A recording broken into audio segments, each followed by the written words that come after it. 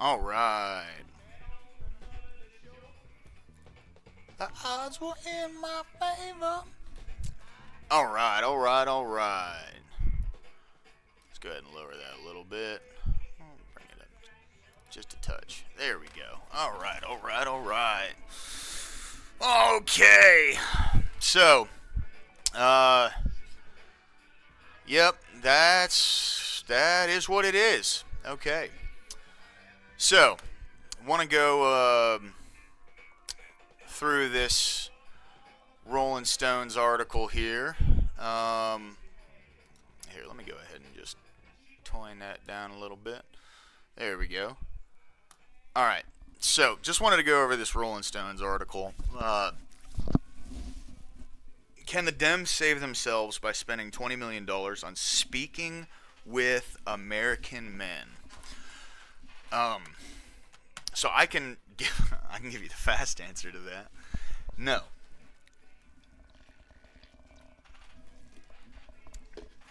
And not that I think the Democrat Party is not redeemable, savable.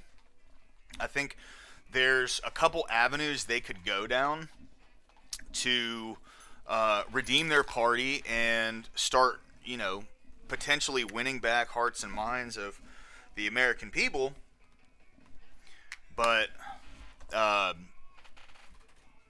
this spending $20 million on this is not going to do anything. Rolling Stone spoke with the Democratic operatives behind the SAM project, which is designed to help Democrats study and woo young men. Case in point, right there. See? So, these folks, they do not care about young men. I think it's very easy to say that corporations don't care about don't care about the people that buy from them. They care about the conversion rate, right? They care about the people buying from them, but not the people that are buying from them, if that makes sense.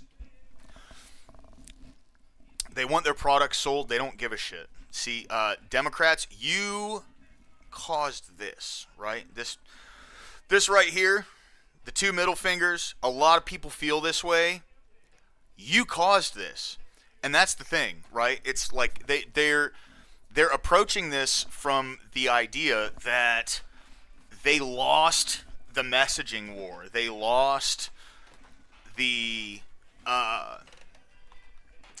they marketed improperly, and it's not that at all. You have not proven that you give a fuck about the people you want to vote for you, right? And you have this collectivist tier list of who's more important in priorities in society, and you put the most, like the largest demographics in the very fucking bottom.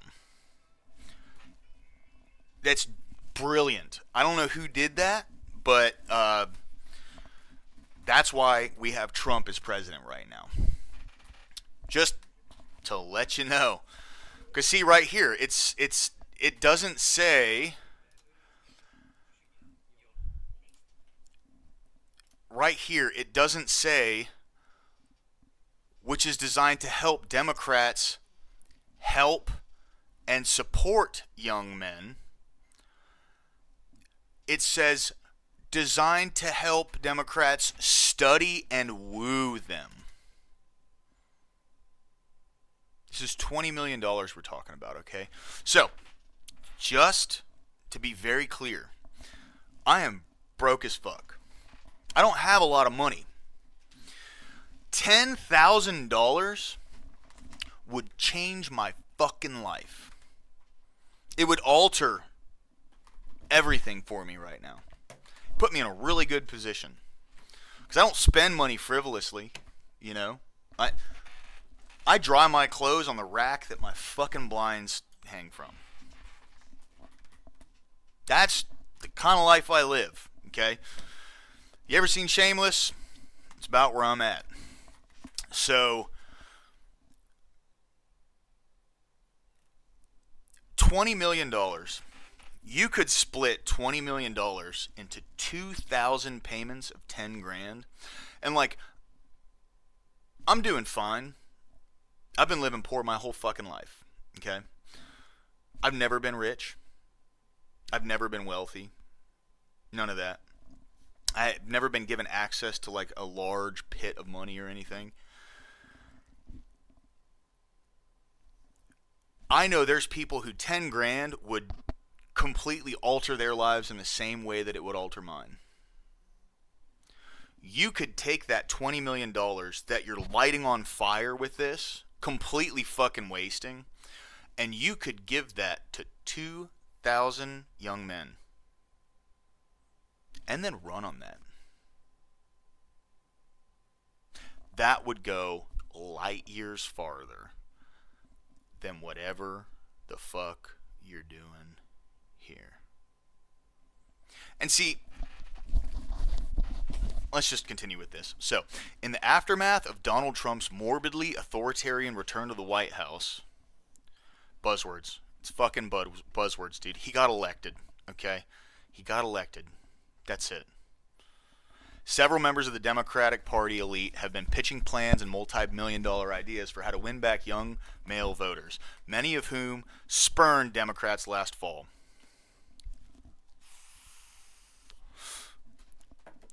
Just fucking do something for them. Do something for men. You don't need strategic plans on how to fucking market to folks, right? You don't.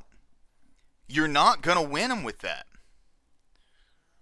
They already feel turned away. I feel turned away. See, here's the issue.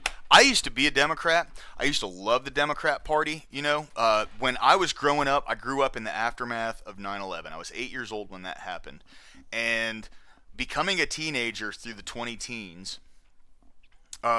becoming an adult through the 2000s, and then my young adulthood was in the 20-teens. I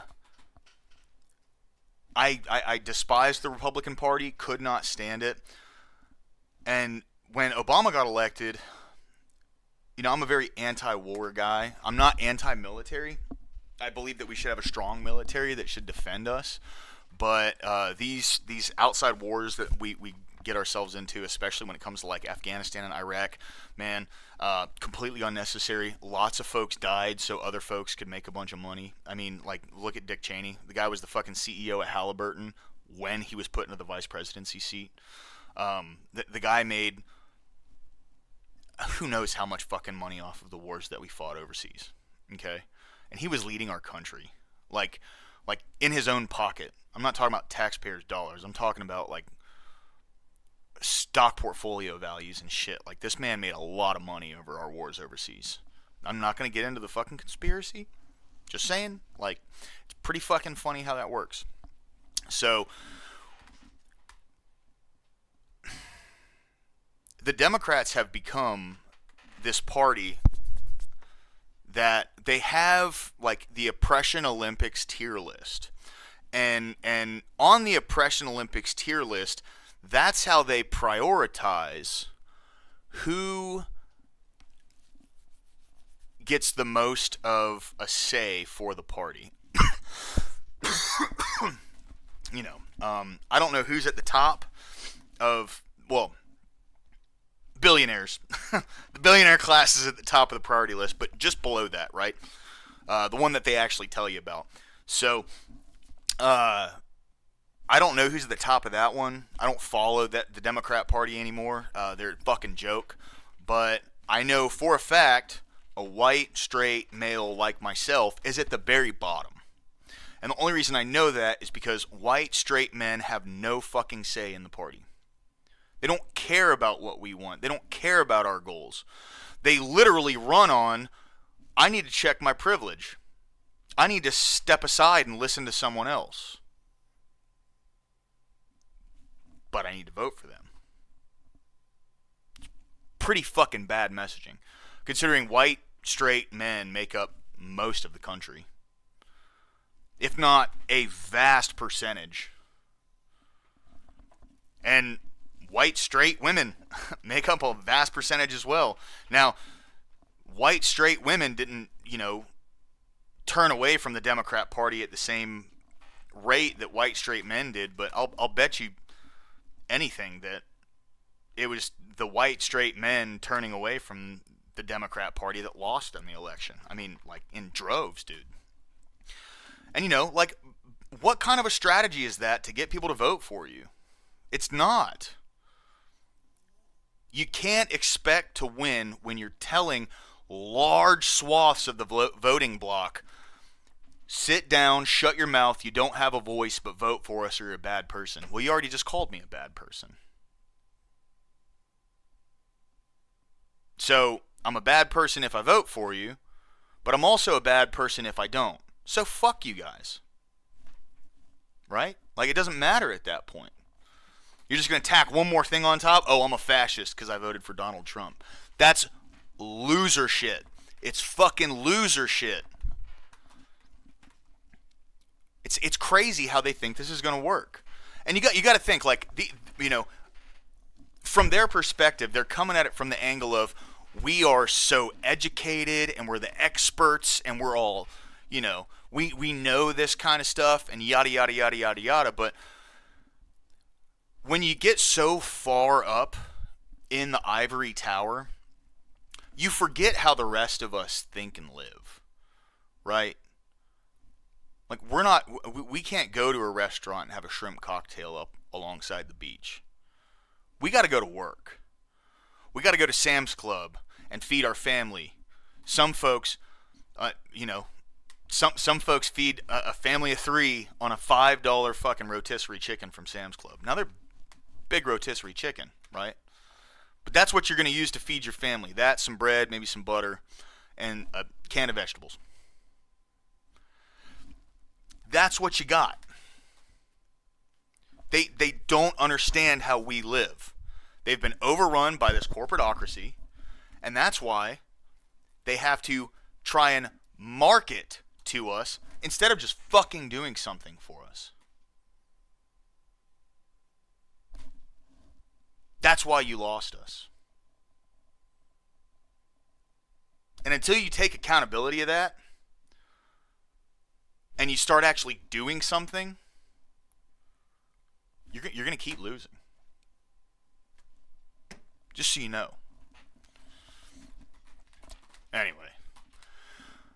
One of these proposals, Speaking with American Men, a strategic plan, went viral after receiving a brief shout-out in the New York Times on Sunday. Described as a $20 million effort to study the syntax, language, and content that gains attention and virality in male-dominated spaces online, such as video games. So they're gonna fucking throw ads in video games. Genius.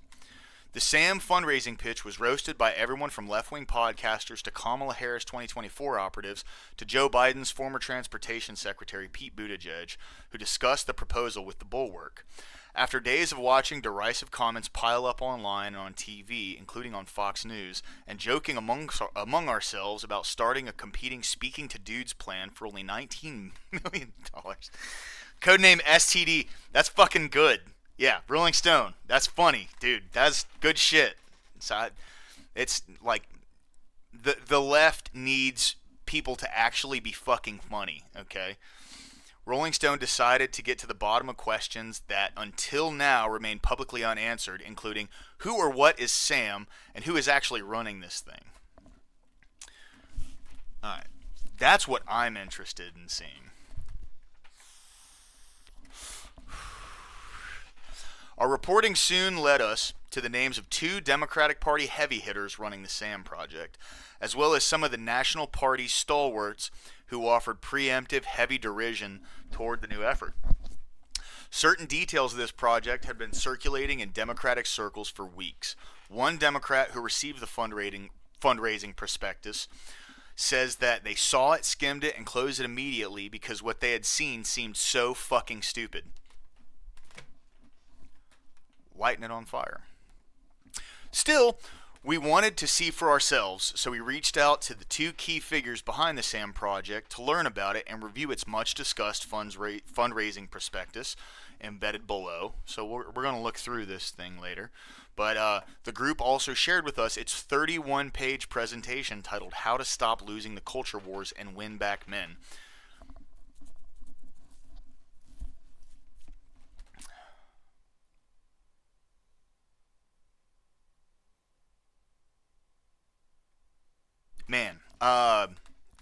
You want to win back men? If the people who tell men that they need to take accountability for things that other folks have done, and because I never did anything to black folks, never did anything to gay people, never done anything to trans people. Actually, the trans people who are in my life, they're just fucking people. Okay? I call them what they want to be called. I treat them with the same dignity and respect that every person in this country deserves. No one gets special treatment. If you're a trans asshole, you're just a fucking asshole. If you're a trans person who's pretty cool, you're just pretty cool. Everyone gets the same fucking treatment until you act otherwise. That's how I live my life. So if the people who want someone like me to take accountability for some shit that I didn't fucking do and had nothing to do with,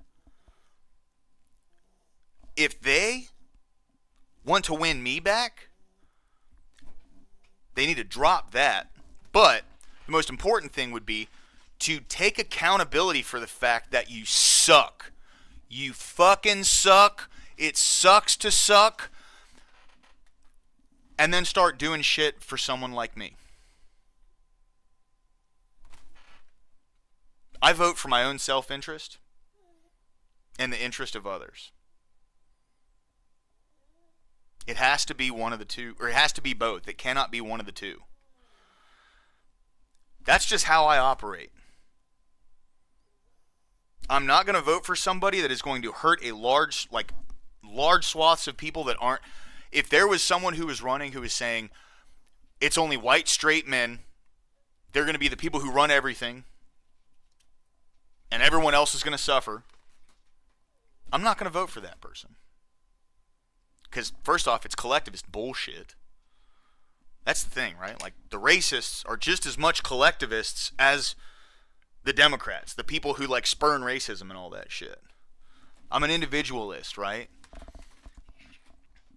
I'm going to vote for the person who benefits me and the most people other than me. You need both of those things. I'm definitely not voting for someone who isn't going to benefit me, though. Speaking with American Men is being led by Elise Hogue. Is that a woman? Bro, is Elise Hogue a fucking woman? Hold on.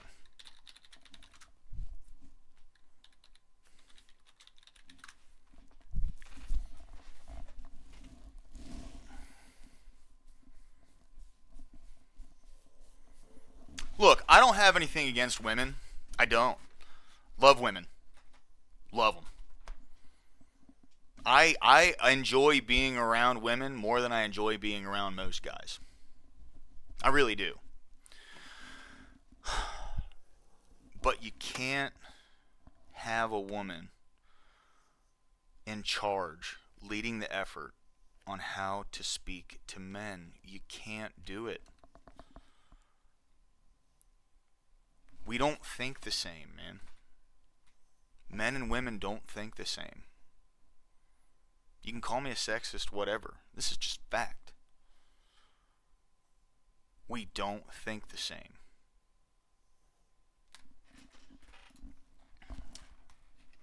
They just unload clips into their own feet constantly. I don't get it. The former president of the abortion rights group NARAL Pro-Choice America and John Della Volpe, director of polling, they have a guy, okay, cool, director of polling at Harvard Kennedy School's Institute of Politics and an advisor to Biden's 2020 campaign, winning campaign at least. The project's fundraising pitch lists former Rep. Colin Aldred of Texas, a one-time NFL player, there's a manly guy, who lost a Senate race to Ted Cruz last year. Okay.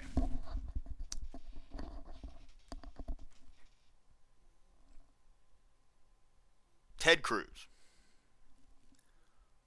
That's not the pinnacle of manhood. Quite the opposite, actually. I would put, and I can't even afford to do this, I would put my next check on the line to ask 500 men, who is your pinnacle of manhood? Who do you think is the pinnacle of manhood? You know what I genuinely believe not one man would say? Ted fucking Cruz. They're not going to say Ted Cruz. You know what's even worse than Ted Cruz? The guy who lost to Ted Cruz. Men like winners. That's why there was some heat behind Biden after he beat Trump.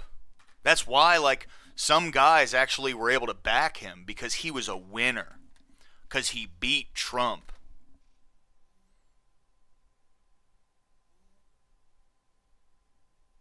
That's the thing, man. Like, they just miss the easiest W's. They just bob and weave the W's and go straight for the fucking L's, man. In a joint interview today with Rolling Stone, Della Volpe and Hogue wanted to clarify a few things. Yes, they have seen the mean social media posts. For one thing, they stressed that the $20 million they set out to raise is for a 2-year budget, which would be dedicated to not just research, but also for outreach, organizing efforts, and communications.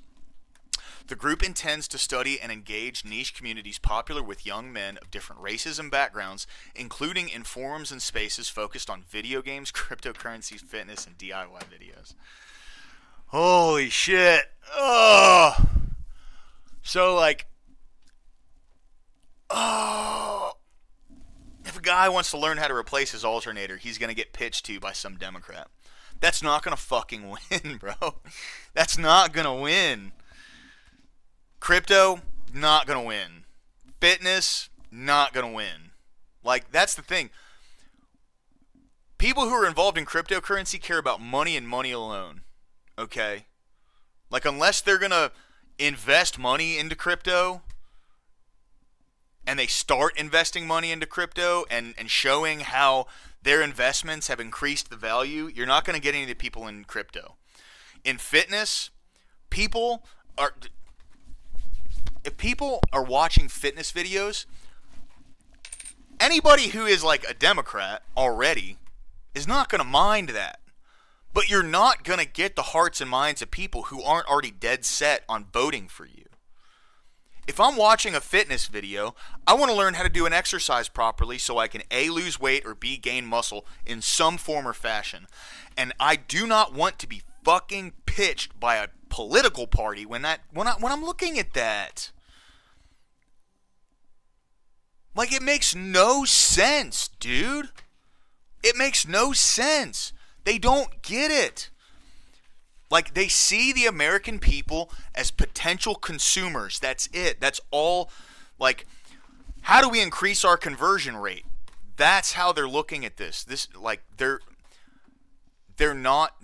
selling a shit fucking product and their ads suck. Bottom line. That's what's happening here. Like, again, you could absolutely change the lives of 2,000 people with $20 million by giving them each 10 grand. And if you did that and then ran on it, especially with men,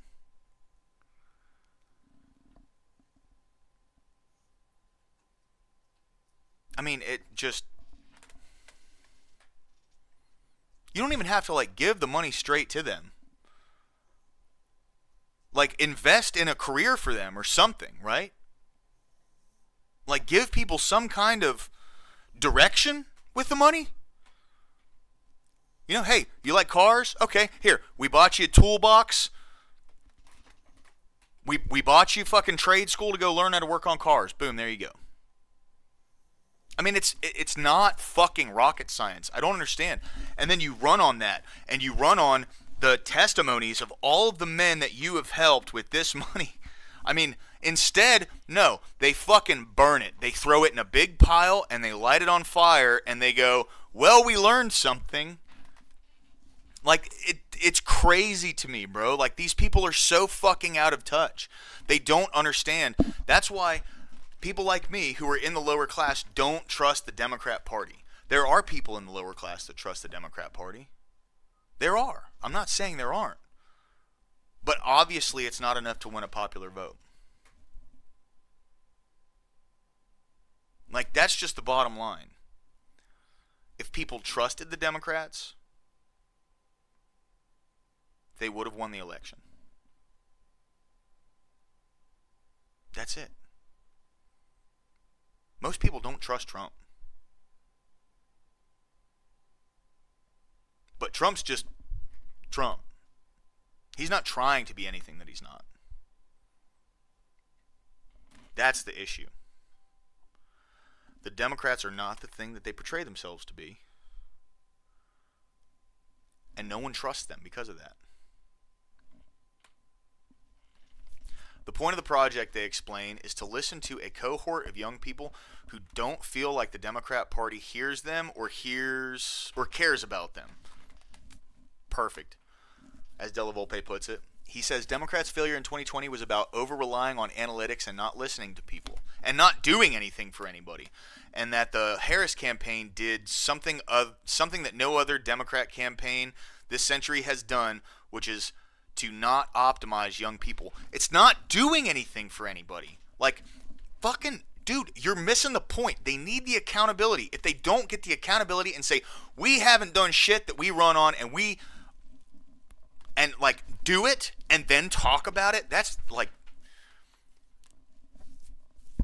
Trump won this last election. I'll say his messaging was on point when he talked about all the things that he did in his first term, that he did right. There's a lot of shit that he did wrong, but he talked about the things that he did right, and he took accountability for the things that he did wrong. Democrats aren't doing either of those things. They're denying accountability for the shit they did wrong, and they're talking about stuff they will do. That's it. It's very simple. You do something first, and then you talk about it.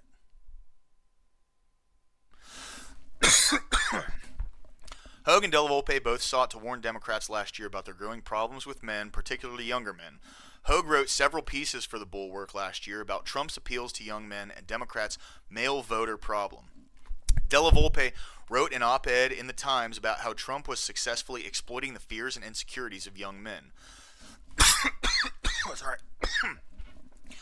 Their SAM project is not just a fundraising pitch, it's happening. Without saying how much money they've raised, Hogue confirms that they've received initial investment in the work and that what we're doing and a lot of interest in the work that we're doing and a lot of interest, honestly, in the research that's coming out of it. Great. You're getting a bunch of fucking research, but you're not doing anything. You're not, like... I mean, it's just over and over again. Like, that's the thing. That's what people want, right? Like, I can speak for a lot of people on this. I don't give a fuck what you're pitching me you're gonna do. Fucking do it. Okay? Do it. If you want to talk a big game, bring some fucking receipts. That's the thing, right? You have to do something first. Get one of your fucking, like, multi-billion-dollar nonprofits to put some money towards young men's causes. Things that we care about. It's baffling, bro. It's baffling how these people, they're the most incompetent fucking people on the planet. It makes no sense. And they're literally, like, putting it all out there. They're not, like, they are saying, we're spending $20 million to manipulate young men. To figure out how to manipulate young men. That's all they're saying. This level of listening is something that these young men have expressed explicitly and that they've been waiting for a long time, says Hogue, adding that $20 million seems like actually a drop in the bucket when you think about what is spent over a 2-year cycle on speaking to voters. Yes, 100%. It is a drop in the bucket, which makes it even worse. It makes it even fucking worse how much you could do with that drop in the bucket. Is it that hard? Like, it just blows my fucking mind. Is it that hard? Is it that hard to think that if you took that drop in the bucket and changed the lives of 2,000 people and then ran on that, is it that fucking hard to think that that would do better than this? You're fucking data mining here. That's all you're doing. This $20 million benefits nobody but the Democrat Party. I mean, they think it does, right? They're going to get a bunch of information and then throw a bunch of ads out there, and it's not going to do dick. I promise you. The SAM Project says it's being fiscally sponsored by Democracy Matters, a Washington-based nonprofit with ties to David Brock's liberal American Bridge Network. Yeah, see, that Democracy Matters, Media Matters, all these, this is a tired trope. This is going away. It's dying, and it needs to. It needs to. I'm very glad to see all this, because this is just a bunch of billionaire bullshit. This right here, it's a bunch of billionaires throwing money into something. They're going to get something out of it, and there's so much dark money that goes through all this stuff. And I'm not saying Republicans are fucking washed clean of this. Not at all, bro. But, like, this is deception. Democracy matters. These folks don't care about democracy. Democracy voted for Trump. Let's be very fucking clear here, okay? Democracy voted for Trump. So if democracy matters, this would be a pro-Trump right now organization. You see? Democracy matters when they're voting a certain way. Well, some of the planks in the SAM Project documents risk coming off as ham-fisted, develop, disseminate, and test high-quality, meme-friendly content. These folks are fucking lunatics, dude. The group aspires to engage with real problems such as how the right radicalizes men via online platforms. The right does not radicalize men the way, utilizing the algorithms to cycle them to a right-wing funnel. That's not what's happening. That's not what's happening. Again, avoid accountability. It's what they did that pushed people away. Now, yes, the right definitely does pull those people in, but they already started gravitating towards the right when you fucking pushed them. I mean, that's what happens, man.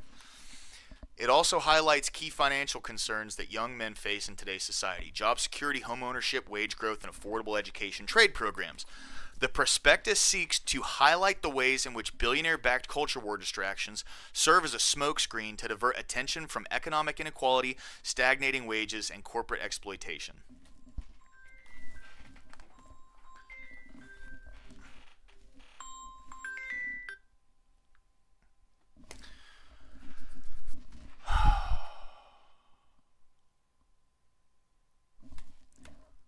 Who'd the billionaires back in this last election?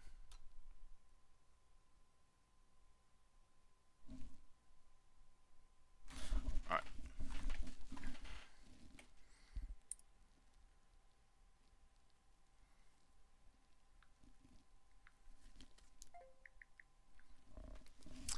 Who'd the billionaires back in this last election? I don't want to hear about economic inequality from the party that was backed by the most billionaires. I don't want to hear about stagnating wages by the party who was backed by the most billionaires. I don't want to hear about corporate exploitation from the party that was backed by the most billionaires. I don't want to hear about fucking economic issues.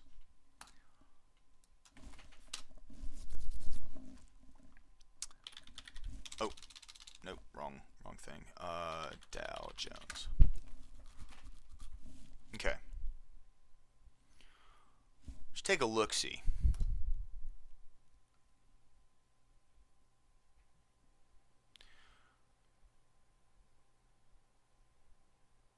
Okay, so from November 5th of 2021, COVID was gone at that point.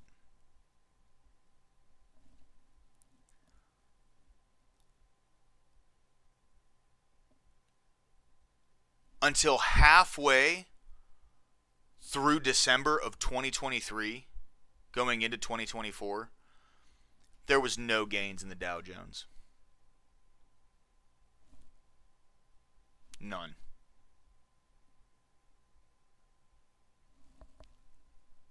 Yes, it's a positive line. But for 2 fucking years, there were no gains.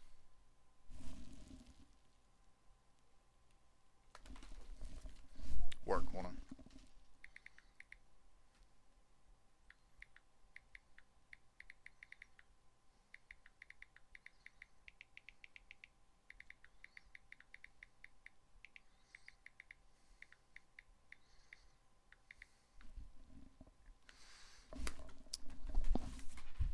Let's look at the S&P 500, okay? Just to get the 2 largest trading markets, right? We'll be fair with it. Oh, look at that. So the S&P was a little higher in December. Okay, we'll give them that. Okay, we'll go December 31st, 2021 to December 29th of 2023. Not a single fucking gain was made in the stock market. So for 2 years, our stock market completely stagnated. It did absolutely nothing. For 2 years. I don't want to hear shit about the stock market or economic policy from these people. I don't want to hear a fucking thing.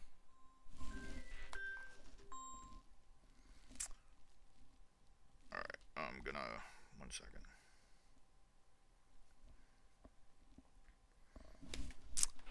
Alright. Sorry, I'm getting lit up right now.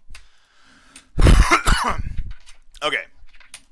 But yes, Democrats, backed by billionaire fucking deep pockets, want to talk about economic inequality, stagnating wages, and corporate exploitation. Go fuck yourself, okay? Straight up. Straight up. Nancy Pelosi has over $200 million in net worth. Go fuck yourself. Seriously. The SAM Project's presentation notes that young men recognize that institutions have failed them. They feel let down by politics, education, law enforcement, and labor systems. They don't believe Democrats fight for them, but many don't think Republicans care either. Yes, we know Republicans don't care about people on an individual basis. But they don't act like they do. Trump does to a degree, right? But most Republicans, they're it's pretty understandable where they lie. They lie alongside, you know, benefiting rich ass people in the country, because in their purview, that's going to help increase the amount of jobs in the country and, you know, help the flow of the money in the economy. Democrats say that they fight for a lot of folks, but they don't give a fuck. They'll do things like name holidays after trans, like, you know, give holidays to trans people. What the fuck does that do? Awareness does nothing. If anything, really, the more awareness that you put on the whole trans issue led to people turning against it. I don't give a fuck about it. But there's a lot of people who don't feel the way that I feel. And one thing the Democrats are going to have to come to peace with and really understand is that they have every right to not like it. This is America. They have every right to not support the LGBT whatever community. They have every right. You're going to have to get that through your head. This Oppression Olympics tier list is going to be your downfall. You're going to have to mitigate what people don't like other people that are within your party. And you're going to have to give them that space to not like that. You can't call them a bad person. You can't tell them to check their fucking privilege. Shit doesn't work that way, man. It doesn't work that way. And they have learned to expect, neglect, not support. Correct. Yes, absolutely. 100% right there. The presentation says the economic insecurity cuts across income and identity. Yes, 100%. But I don't want to hear about this from people who are backed by fucking billionaire corporations. I don't want to hear it. And young men are overwhelmed by the cost of living, the instability of work, and the distance between what was promised and what's real. Correct. But what they fail to say is what we promised and what's real. On the other hand, the SAM Project's financial solutions, as described in the fundraising prospectus, seemed fairly small ball, expanding child tax credits, home buyer incentives, and workforce training. $20 million to sound like a Republican. Oh, man. Democrats' 2024 platform, which failed to drive necessary support among young men. I mean, dude, you went to a bunch of people who were dressed like women and called them, "You're the real Americans." They're 1% of the country. I don't hate people who dress in drag. I don't hate trans people. But we're all the real Americans. All of us. Whether you believe in their politics or not, we're all the real fucking Americans. Okay? People who are citizens here. Already contained references to such items. The SAM Project team advises developing specific language to frame these policies as a path to economic empowerment rather than government dependency, which almost sounds like a conservative talking point. Almost. Oh my God, dude. They're going to spend $20 million to start sounding like Republicans. This is bonkers, dude. This is absolutely fucking bonkers. Asked about the fact that Democrats had already pitched similar ideas during the Harris campaign, Hogue says it's impossible for the party to build trust around their economic policies. 2 years. 2 out of 4, bro. 2 out of 4. Okay?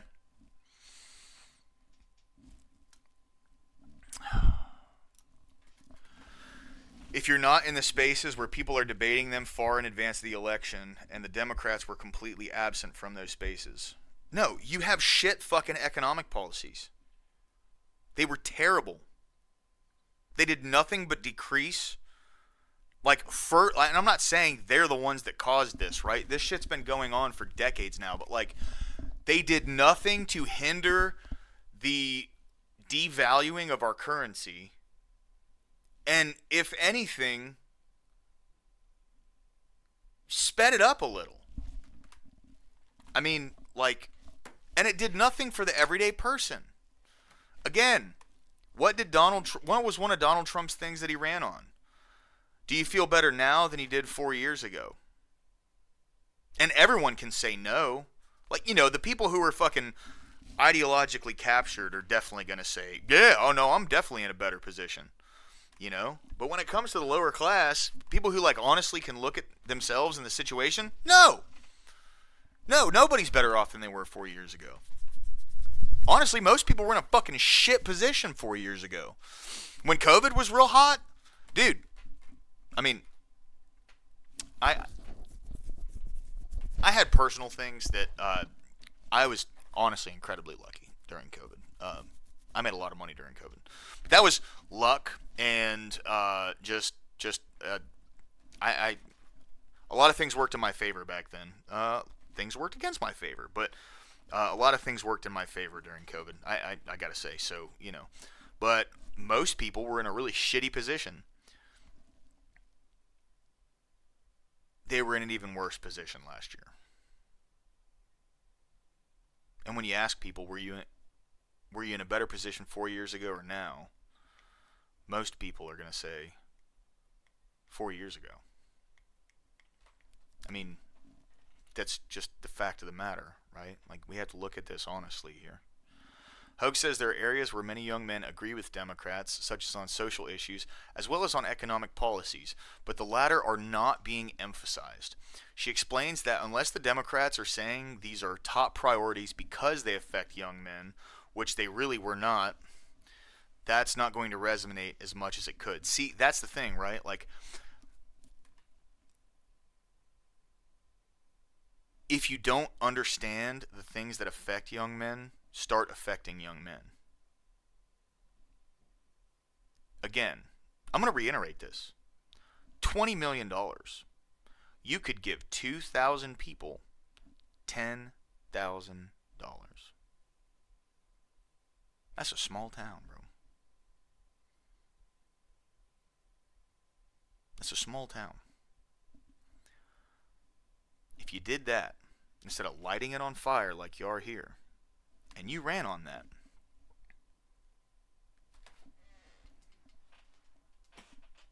you'd be in a much better position in the election than you would with this fucking garbage, dude.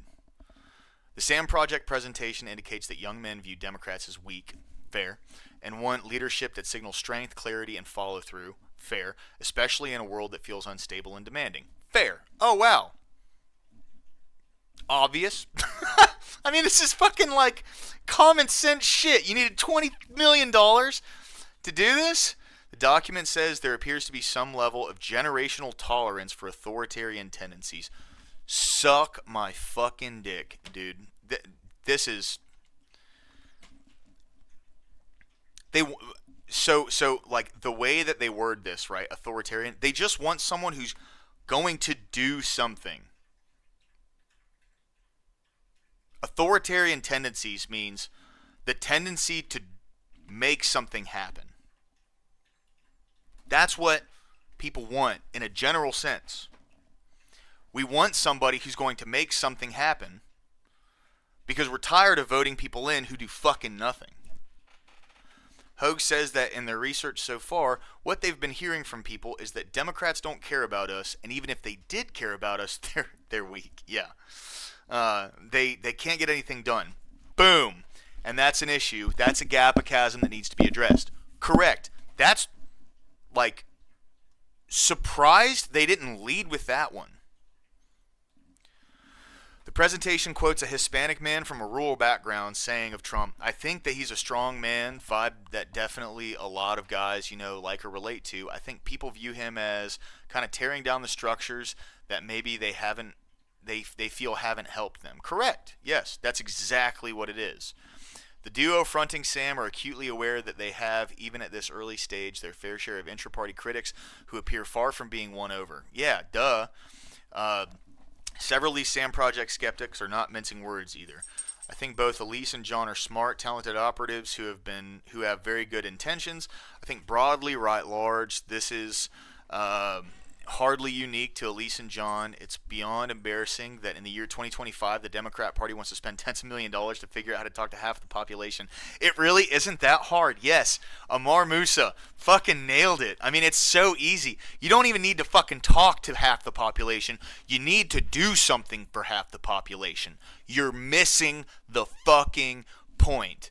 All right, so let's see what his next, fucking dissertation here is. This really isn't rocket science. We're treating young men and working class voters like they're foreign aliens who just visited Earth, who are speaking a different language, and to some degree we are. for a multitude of reasons, mostly because the Democrat Party is staffed with operatives who no longer reflect what the electorate looks like anymore, and that's a problem. Yes, when you get too far high up in that ivory fucking tower,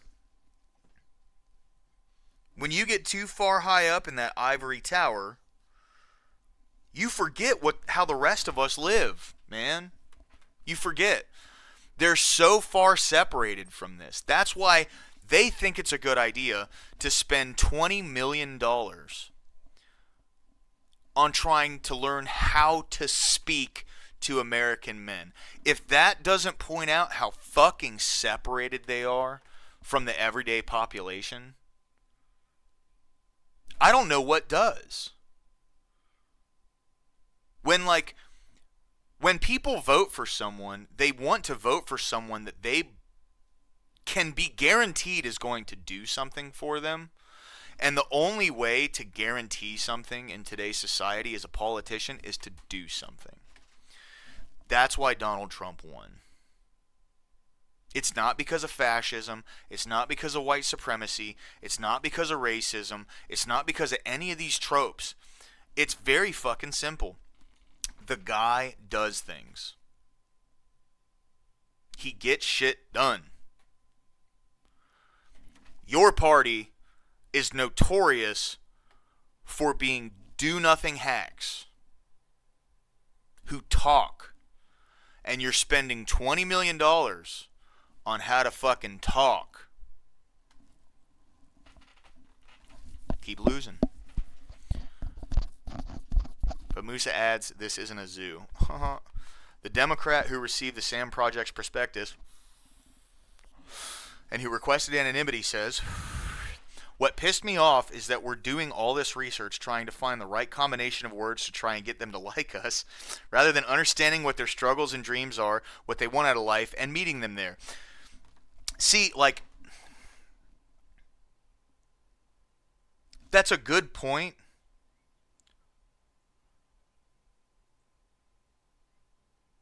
Yes. Okay. Here, let me go into the next line. This person also argues that multi-million-dollar fundraising efforts such as this run the risk of siphoning money from organizations actually doing the fucking work. I mean, that. Wait. Who is this? Who said this? Give this guy a raise. This is. He hasn't hit the nail on the head, but he's gotten so much closer than these other fucking clowns, dude.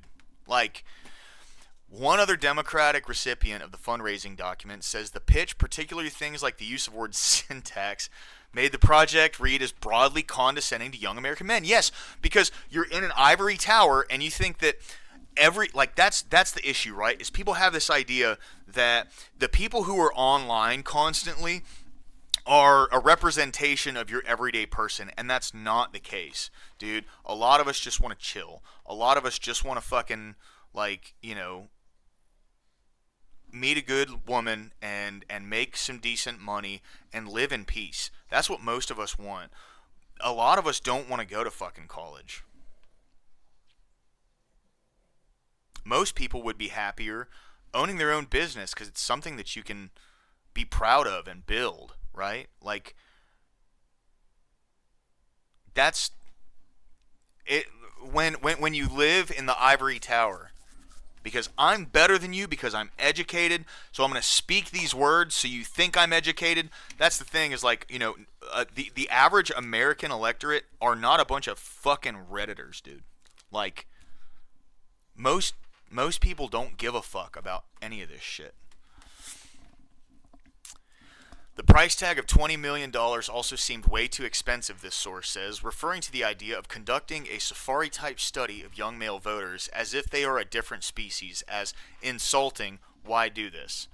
But Hogue and Della Volpe contend that the issue is that there are simply that there simply aren't enough effective messengers or committed Democrats actually doing the work in these spaces, and that any liberal consultants or Democratic officials saying otherwise are fooling themselves. In Hoag's view, syntax is obviously sort of an academic word, but the way it breaks down for me is when I, in the summer of 2024, was saying, hey guys, we have a problem, Trump just did a town hall on Kick with Aiden Ross, which, granted, right, like some of that did help Trump, but that wasn't the main thing, right? Like social media does not run the world, dude. It doesn't run the world. And people have a lot less trust in social media since COVID. So, yes, you're going to get people who go on like Joe Rogan and they're going to see a different side of someone, but the issue is they're going to have less trust in the people who call Trump this fucking fascist, white supremacist, authoritarian, racist, whatever, yada, yada, yada, because they're going to see him for the person he is. And then when you continue on that trope, after people see him for the person that he is, someone who can just sit down and talk, and it's just a guy, like he's just a fucking billionaire frat bro, you know what I mean? That messaging is broken. It doesn't work anymore. And the more you press that, and the more you push that, the less people are going to fall into it. I mean, it's very fucking simple, man. I don't get it, right? I don't understand a single word you're saying. That is a problem. Yes. When I wrote a piece earlier that year about the intentionality of RFK Jr. doing his failed presidential launch, bench pressing shirtless in jeans was a direct line to the Red Pill fitness channels. No! He's just a fit guy, dude. And see, like, RFK isn't fit so he can talk with more people. RFK's fit because he wants to be. So he's going to relate to those people. Do you see? That comes from a place of authenticity. The guy is a healthy dude. So people who are into fitness are going to relate to RFK more than they're going to relate to fat fuck JB Pritzker. Or Rachel Levine, right? Like, has nothing to do with the fact that Rachel Levine's trans, but she's fat. She does not look healthy. No one's going to listen to that. It's very easy. So they are free to suggest that the focus on language is a problem, but they don't understand the language that people are speaking in the spaces where they're absent. But it's not about the language. See, that's the thing. It's not about how you talk. It's like, that's the thing. Democrats are trying to find the way to manipulate more people. That's what they, like, it's just, it blows my mind, dude. We're not... They look at the American public as a bunch of stupid consumers, and they're trying to figure out the best way to get the highest conversion rate with their messaging. And that's not going to work. It's not going to work, man. The solution is not wordsmithing our way to better slogans, says Della Volpe, arguing that he and critics of the SAM project likely feel the same way around understanding values and experiences. There's a misrepresentation, I think, of what the project is about. Oh, let's hear it. Here's the Sam's prospectus. See for yourself what all the hullabaloo is about. All right, let's fucking see this shit. Hold on. Okay. Speaking with American men. Ooh, hold on. I got some work real.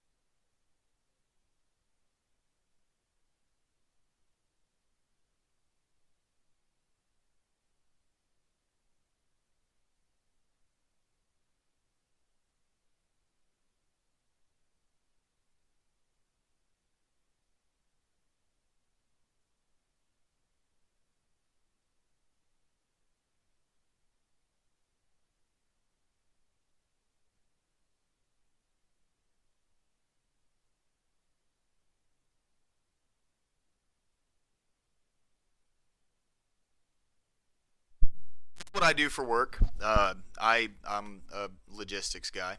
Anyway, is that okay? I need to go to Google. Awesome. Okay, so back to it. Sam, speaking with American men, what do young men think about? Work. We think about work. You can't follow your dreams when you're worried about survival. That's not necessarily true.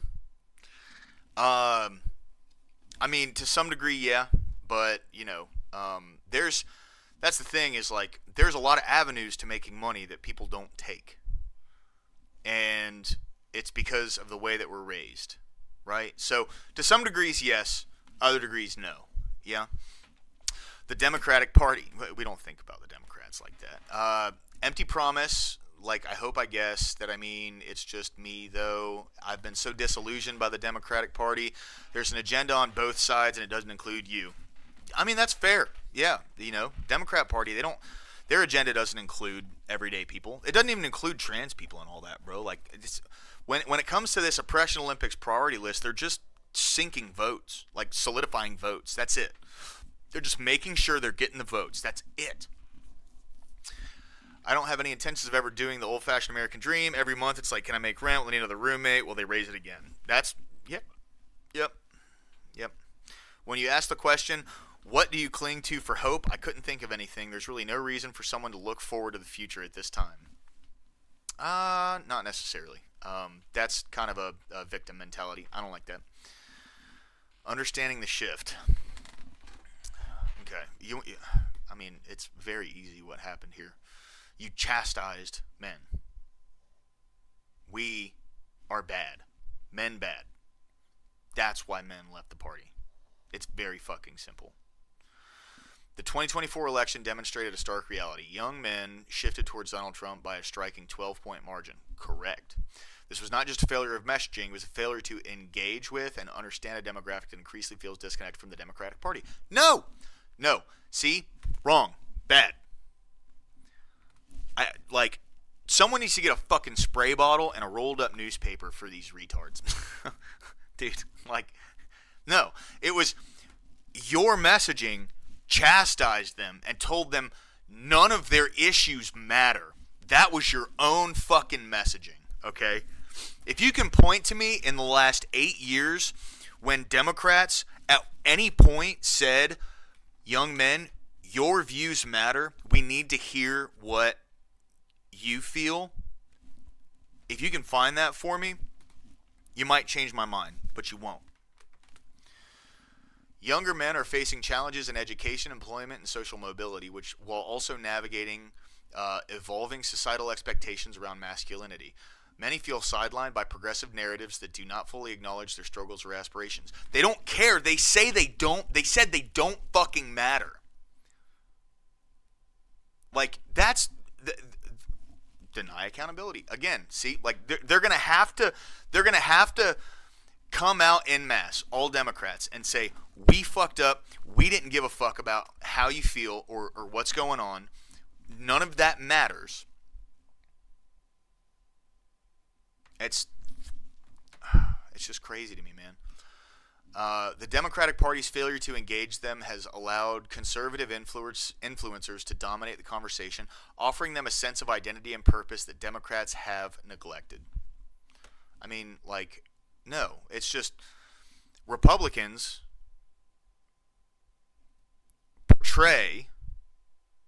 at least portray, that they care about men's issues, and they care about men. Democrats did the exact fucking opposite. They said, sit down, shut up, and vote for us. That's what they said. You failed. However, these voters were not lost. In fact, many share core Democratic priorities like affordable housing and good-paying jobs. To win them back, Democrats must engage young men where they are, addressing their concerns with authenticity No, don't offer. Just fucking do it. Just fucking do it. Just do it. Just do it. if they took the $20 million that they are going to light on fire for this SAM project, and they made 2,000 young men's lives better and then ran on that, you'd win back a hell of a lot of guys. A hell of a lot of guys. I mean, it's very fucking simple, dude. It's very simple. You know? Don't do it with taxpayers' dollars. Get that $20 million from your fucking buddies on Wall Street. How bad do you want to win back favor? Is it bad enough to shell some money out to the lower class? Like, it's that fucking simple, man. I don't... For these people who are supposed to be so highly educated and experts and everything, to just miss the mark. I mean, dude, they're throwing darts and hitting the ceiling. Like... This is the most cringy shit. Above all, we must shift from a moralizing tone to an aspirational and inclusive message. That's, see, like, it's not about the messaging, bro. It's about the action. You got to start doing something. That positions progressives as champions of opportunity, resilience, and economic justice. I don't want to hear shit about economic justice when you're backed by more billionaires than the Republicans are. Get fucked. Only then can we counter right-wing narratives and reestablish trust with this critical voter bloc. Nope. No. See, but no one wants to hear any of that shit. Dude, they don't want to hear it. They don't want to hear what you have to say. No one cares what you have to say. You have to start acting. See, like it's so, I mean, it's just, I don't even really want to read the rest of this, so I'm not going to, because it's all just a bunch of horse shit. It really is. Like, and it should piss more people off. Is there any more of this article? No. Okay. It should piss a lot more people off that they're going to waste 20 million. Like,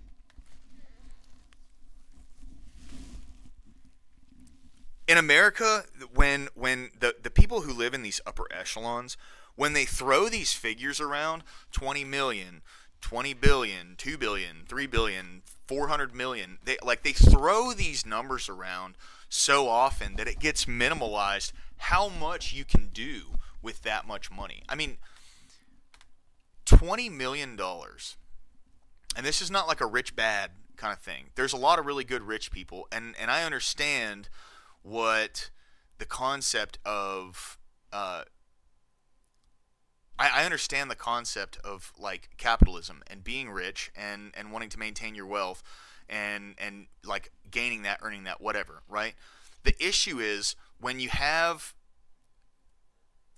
rich people who are just rich and live their own lives and do their own thing, and then you have rich people who are trying to manipulate you into helping them become more rich, because that's what the governments want, or that's what the Democrats want, right?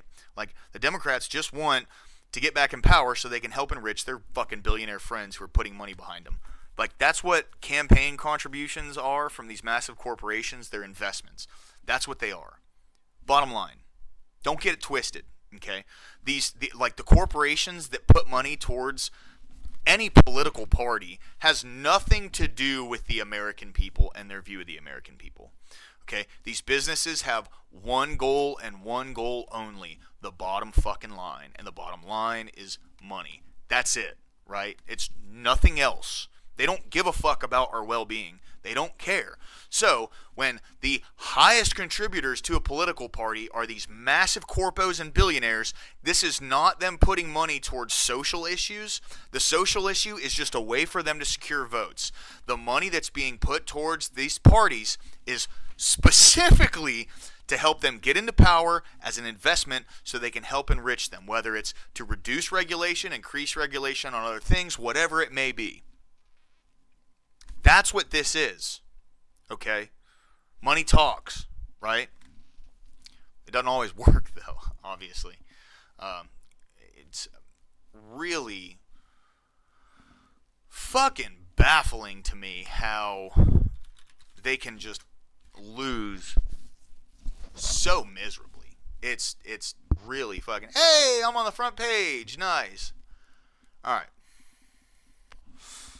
let's see. There's Asmongold. Snow White controversy isn't done. Okay. I don't care about Snow White. I don't care about that shit. Democrats in panic as Gen Z goes full MAGA. Yeah, I mean that's, that makes sense, right? Like 100% makes sense. Because they're doubling down on this idea that they should be that men are bad and white straight people are, the bane of like all brown people, and it's just not gonna fucking work, dude. It's not gonna work. Tariffs are back in. Okay. Now tariffs, here's an interesting concept. Okay. So there's this like fine line, right? Now, inflation doesn't decrease the value of our currency. Or inflation is the devaluing of our currency, right? Tariffs don't devalue our currency. They just add more overhead to products. And people who don't realize that don't understand how this stuff works. Now, for me, I got more work.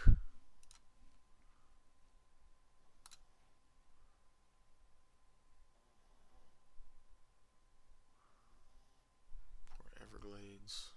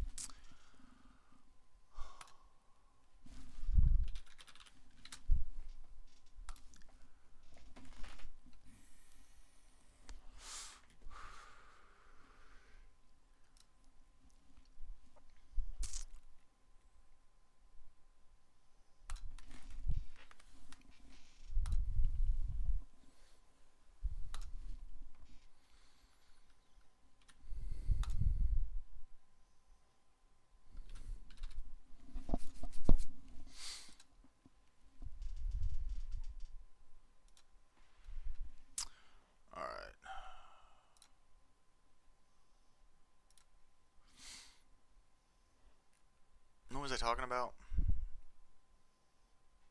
Oh, yes. So tariffs just increase the overhead on products that are being imported. So yes, it does make the cost of things go up, but that's not inflation. Inflation is the devaluing of our currency. Now, when you increase the overhead on an import, that doesn't devalue the currency, but it does make the product more expensive. The things in the country that cost the same price will not go up in price because of the tariffs. Some will if they're importing things that are used in products manufactured here, but that's the goal of the tariff, is to boost manufacturing in America, is to bring people here so they can make money, or so they can sell a product without the additional markup, so to some degree I agree with tariffs, and other degrees I don't. It just depends on how you utilize them, right? So where we're at with tariffs right now, I'm good with that. I think the government making more money just off of the import trade is fantastic. I'm good with that. And I do believe that more American manufacturing should be made. Tariffs it's a very easy concept. It doesn't have to be super fucking complicated. People like to make it complicated so they can say Trump bad, but the thing is, most people agree with tariffs. Like, he fucking ran on that shit. Okay, most people understand it's gonna make it more expensive. He wasn't. He didn't even like. He was pretty fucking open about the fact that it's going to make things more expensive for a while. This is not like we institute tariffs and then, businesses open up all over the country. Like, this is a long-term plan. This is something that has to be instituted over at least 2 or 3 years, right? Not so erudite. She's got some good takes. I like the way she comes across with some things, but I it's hard for me to believe that she's got like authentic, genuine takes. She's real tied in with that Destiny guy, and Destiny is the most inauthentic, disingenuous person on the internet. He will say whatever he thinks will gain favor for the causes that he stands for, and he's like a typical Democrat, right? Like the Sam Project. I wouldn't, if he was the one heading it up, it'd make a lot of sense. Like, he's all words, right? He's no action. There's no action behind that guy. It's all about narrative spinning and how to talk. I really see. I used to like him, and just over the past year, man, he's just really he's gone down this like fucking schizo, like hyper radical, violent kind of guy, and anybody talking about people getting killed over their political beliefs in this country with any kind of favor is just you're a fucking joke, man. Like, welcome home from Coheed and Cambria. That's good. So you have I'm not even a sexist. I'm just calling it how it is. If you have a girl that looks like this on a Democrat video ad, you're going to get clicks, okay? You may not get conversion because there's more to it than that. But this is how you talk to American men. And, like, these are corpos, bro. They should understand that. Like, it just blows my mind. They miss very,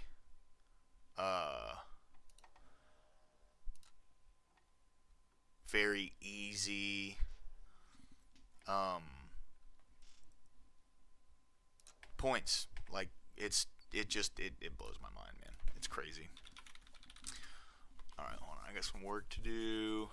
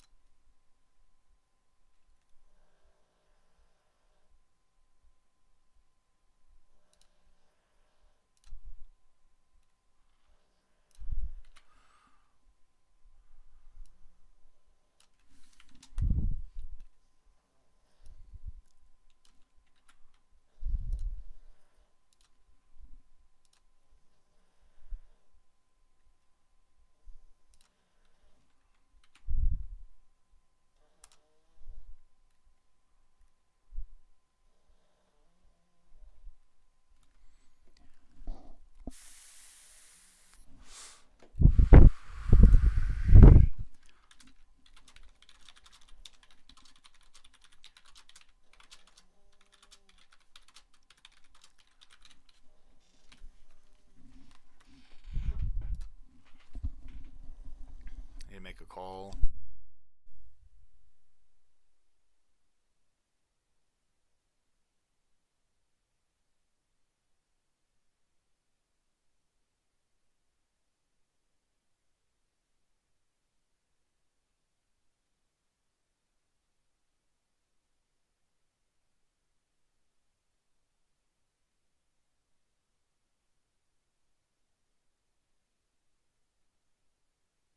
The hook on too.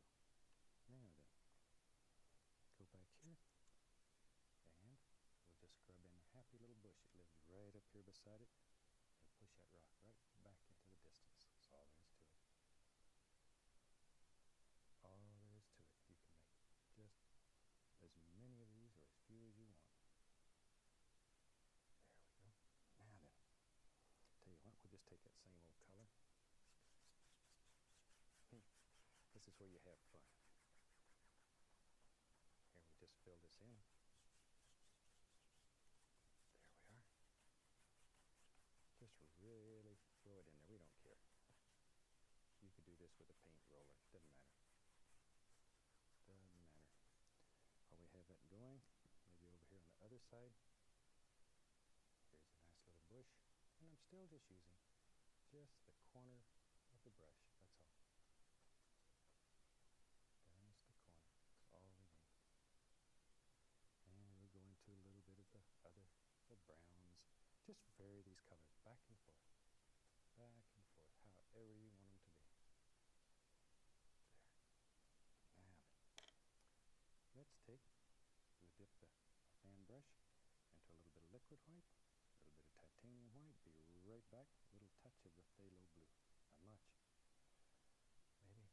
Maybe there's still a little water trickling down here. It falls right down in here. We have a happy little splash. Wanders around a little, bloop, falls over again. Where do we want it to go? We don't care. We don't care.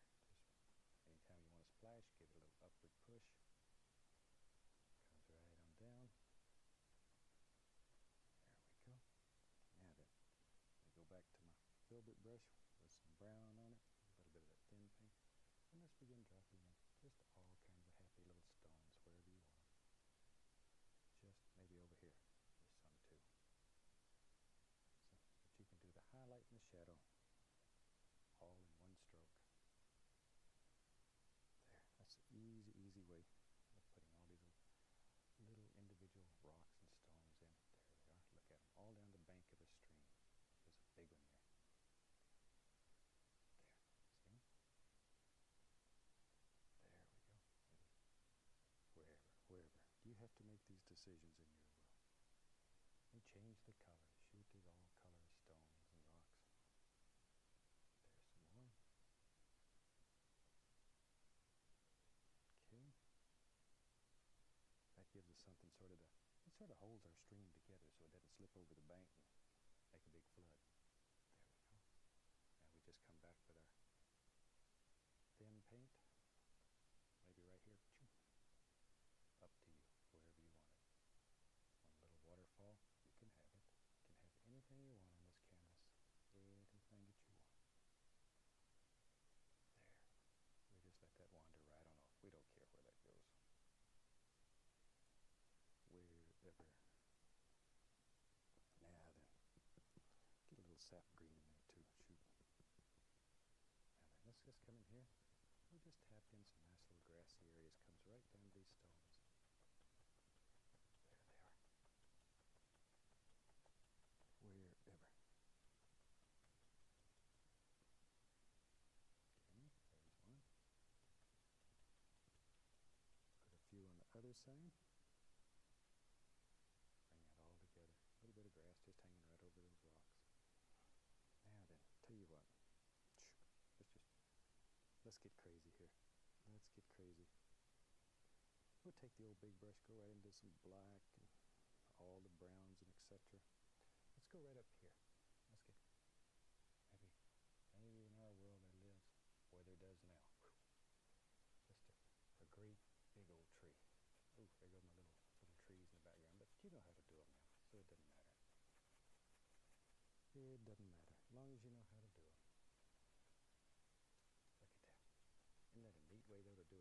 great big tree.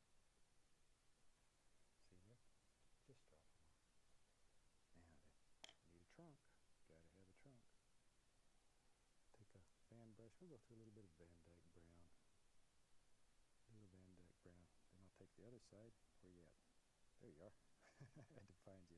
And go through that light color. So we got dark on one side, light on the other. We'll touch and go. And we have a nice tree trunk. Just like that. And we can take our fan brush, put a little yellow ochre on today. What the heck? Come back. And we'll just put in an indication of a few highlights here. There. Isn't that something? This is a beautiful way to make a very nice painting. I hope you'll give this a try. It's sort of different than what we normally do. And it'll open a whole new world to you. Just absolutely a whole new world. It's very soft, very nice. This picture, instead of extremely warm colors that they just make you happy when you see them. And you can drop in a few little sticks and twigs, and it'll be all finished. But I think we're going to call this one done today. The old clock on the wall tells me it's time to go for it now. I look forward to seeing you again. Until then, happy painting, and God bless. Man, what a good guy. All right. Bob Ross is awesome. All right, just give y'all something to listen to while I was working. I don't even know if anybody's watching right now, but it don't really matter, does it? Nah. Okay, so... I'm going to need to build that up. Hold on.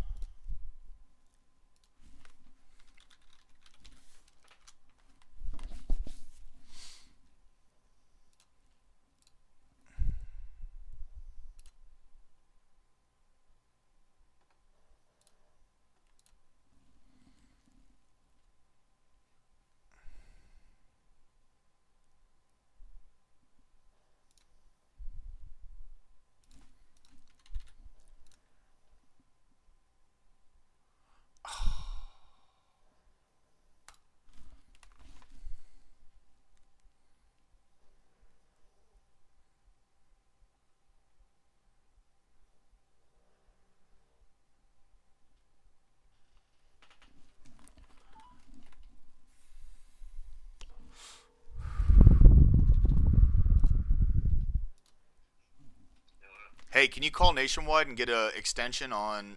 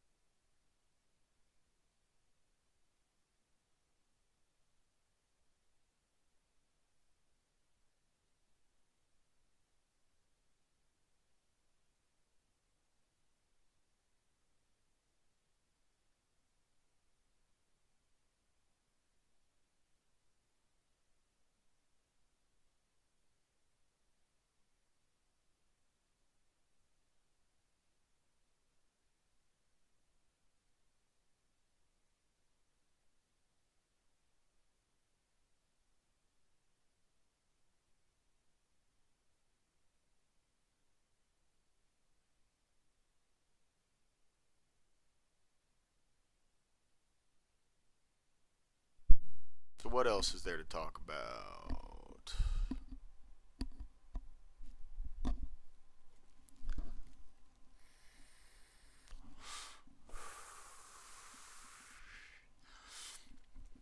See, everyone's got a bias, dude. Like, radical left wing, far left, radical right, far right, alt left, all these different buzzwords. They're just buzzwords, man. You know. Let's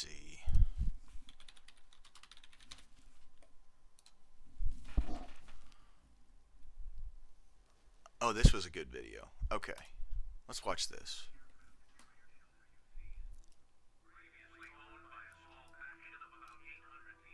Seattle's mayor seems to protect Antifa over his own police force, and it's finally backfiring, as at May Day USA's second event, journalist Jonathan Cho was attacked by Antifa.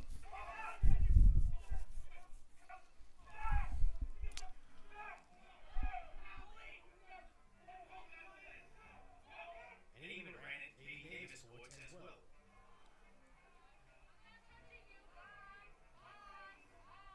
For which the police complained about her.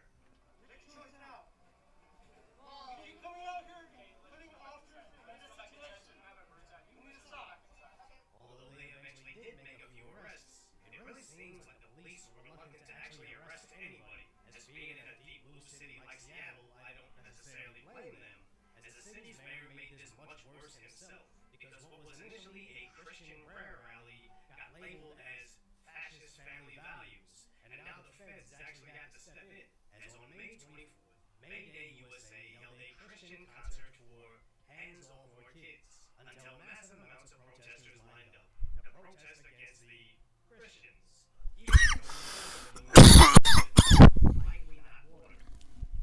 So eventually Seattle PD had to move in, making several arrests. These militants, Antifa militants, being arrested and put in the wagon. But apparently the mayor didn't like that, as his official statement labeled it a extreme right-wing rally, saying Seattle is Again, buzzword. but the far-right rally held here is opposed to our city's values, and he's grateful for those who make their voices heard without resorting to violence in the face of extreme right-wing national effort. It's almost like the mayor purposely ignored what actually happened and just wrote what he wanted to be true, as Yeah. apparently it doesn't matter if journalists like Show or Davis will provide you 4K evidence of lie. Most people agree with the trans surgeries and transitioning stuff not being exposed, children not being exposed to that. Most people agree. That's a like 80-20, 90-10 issue that the Democrats are just on the they're on the wrong side of. It's look, if you didn't go there with it, the trans issue people wouldn't even give a fuck. Promise you. Promise you. The bathrooms thing, not that big of a deal. It's not. Locker rooms and gyms and stuff, that's a little far, but the bathrooms thing is not that big of an issue. Once you start involving children, it's all hands on deck. I mean, you're going to get a lot of people who don't agree with that. Bottom line. And yes, there's a bunch of bored kids that show up to these counter protests or whatever, Antifa, all that bullshit. But those are people who are like, what's the word I'm looking for? They're mobilized. They're in, like, they're on Reddit and they're in Discords and you know, forums that discuss these things. And when you're a big Christian organization, which I think it was something to do with fucking TPUSA, maybe, I'm not sure, but when you market, because this concert was marketed, there was like flyers and stuff for it. There's no way there wasn't. When you market something like this, you're going to get people who disagree with it. Now, to what extent they disagree and the actions they take varies wildly. But the people who are hardcore for, like, children being, you know, operated on and stuff like that, they definitely swing more violently in one direction than the people who don't. But that does not make them the majority. They're a very small minority. They're honestly they're a bunch of bored kids who need something to make themselves feel better. This is just one of those things, right? They're just gonna hunker down with their fiery but mostly peaceful narrative. As Cho points out, the media tried to do it again, where the Daily Mail reported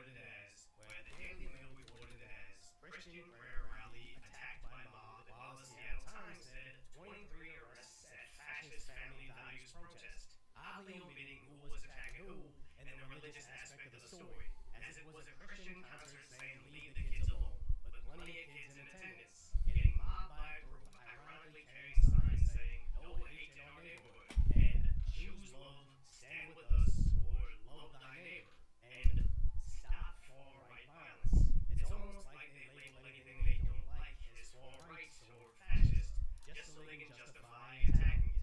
As it got so bad, Seattle even had to deploy their poetry police. I imagine it's just an acronym, but I equally believe Seattle PD would pilot some slam poetry police officers, as they saw the worst sign I've ever seen, saying, I heart boy, and then another word for cat. There's really nowhere in public you should be waving that sign, but this concert has to be the worst of what makes me since the mayor seemed to side with the protesters when Mayday USA called for the mayor to resign 3 days later, the same group protested them again. Hundreds of Christians and their allies went scorched earth on Mayor Bruce Harrell outside Seattle City Hall. Pastor Russell Johnson led the charge, demanding an apology or a resignation of Harrell after he labeled their peaceful concert at Calendar's Park over the weekend an extreme right-wing rally. This time feeling bold enough to swear up with the police.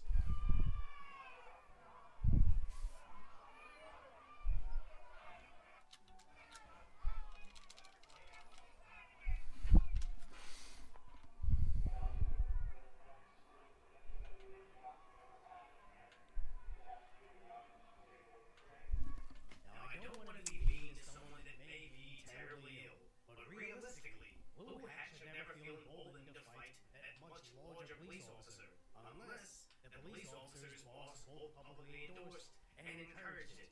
As we saw earlier, they attacked Jonathan's show, then went after Katie Davis' court, and then went after other attendees not reporting, and even this mother with her kid, which I don't even think I can show on here. So the Seattle police shut down entire sections of the city, and actually had to escort the religious group out of the area. But then the Police Officers Guild put out this ominous warning, stating over 700 coppers have fled the city due to lack of action against Antifa criminals who dictate public safety. And now they do not have the staffing to handle these demonstrations that turn into mass arrests, as 1/4 of their remaining officers are eligible to retire, which may lead to even further turnover.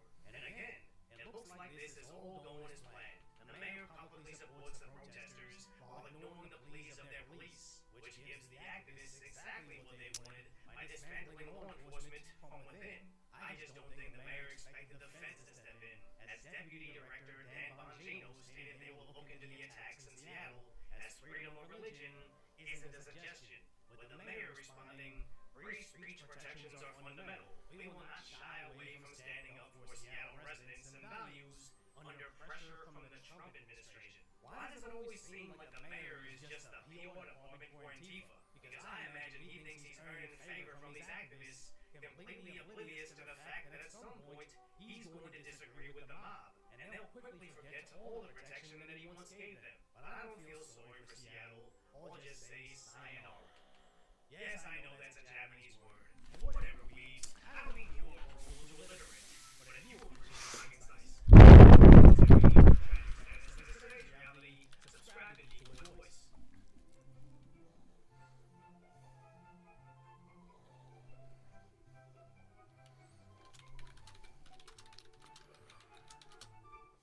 Without the ones like you working tirelessly to keep things running, everything would suddenly stop.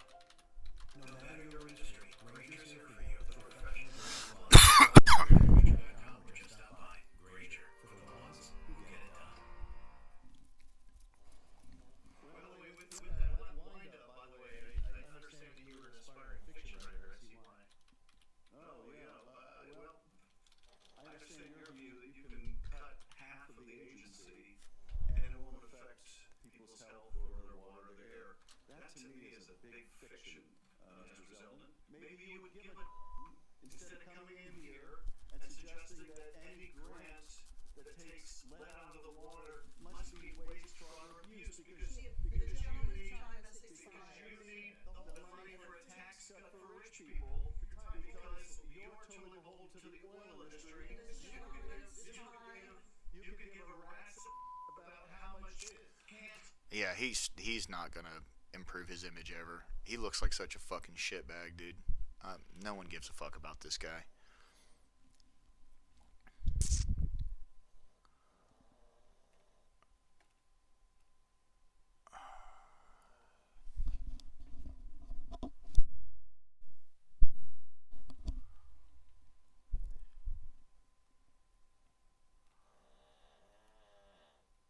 Shout out to Fat Nap, dude. He is fucking hilarious.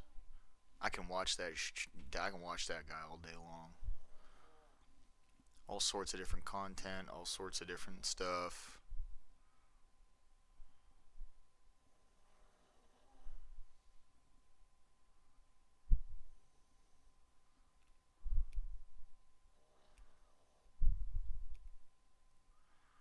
Oh. This press release from Justice.gov, U.S. government employee arrested for attempting to provide classified information to foreign government. An IT specialist employed by the Defense Intelligence Agency was arrested for attempting to transmit national defense information to an officer or agent of a foreign government. Nathan Phyllis Lash, 20 of Alexandria, Virginia, was arrested today in Northern Virginia and will make his initial court appearance in the Eastern District of Virginia tomorrow.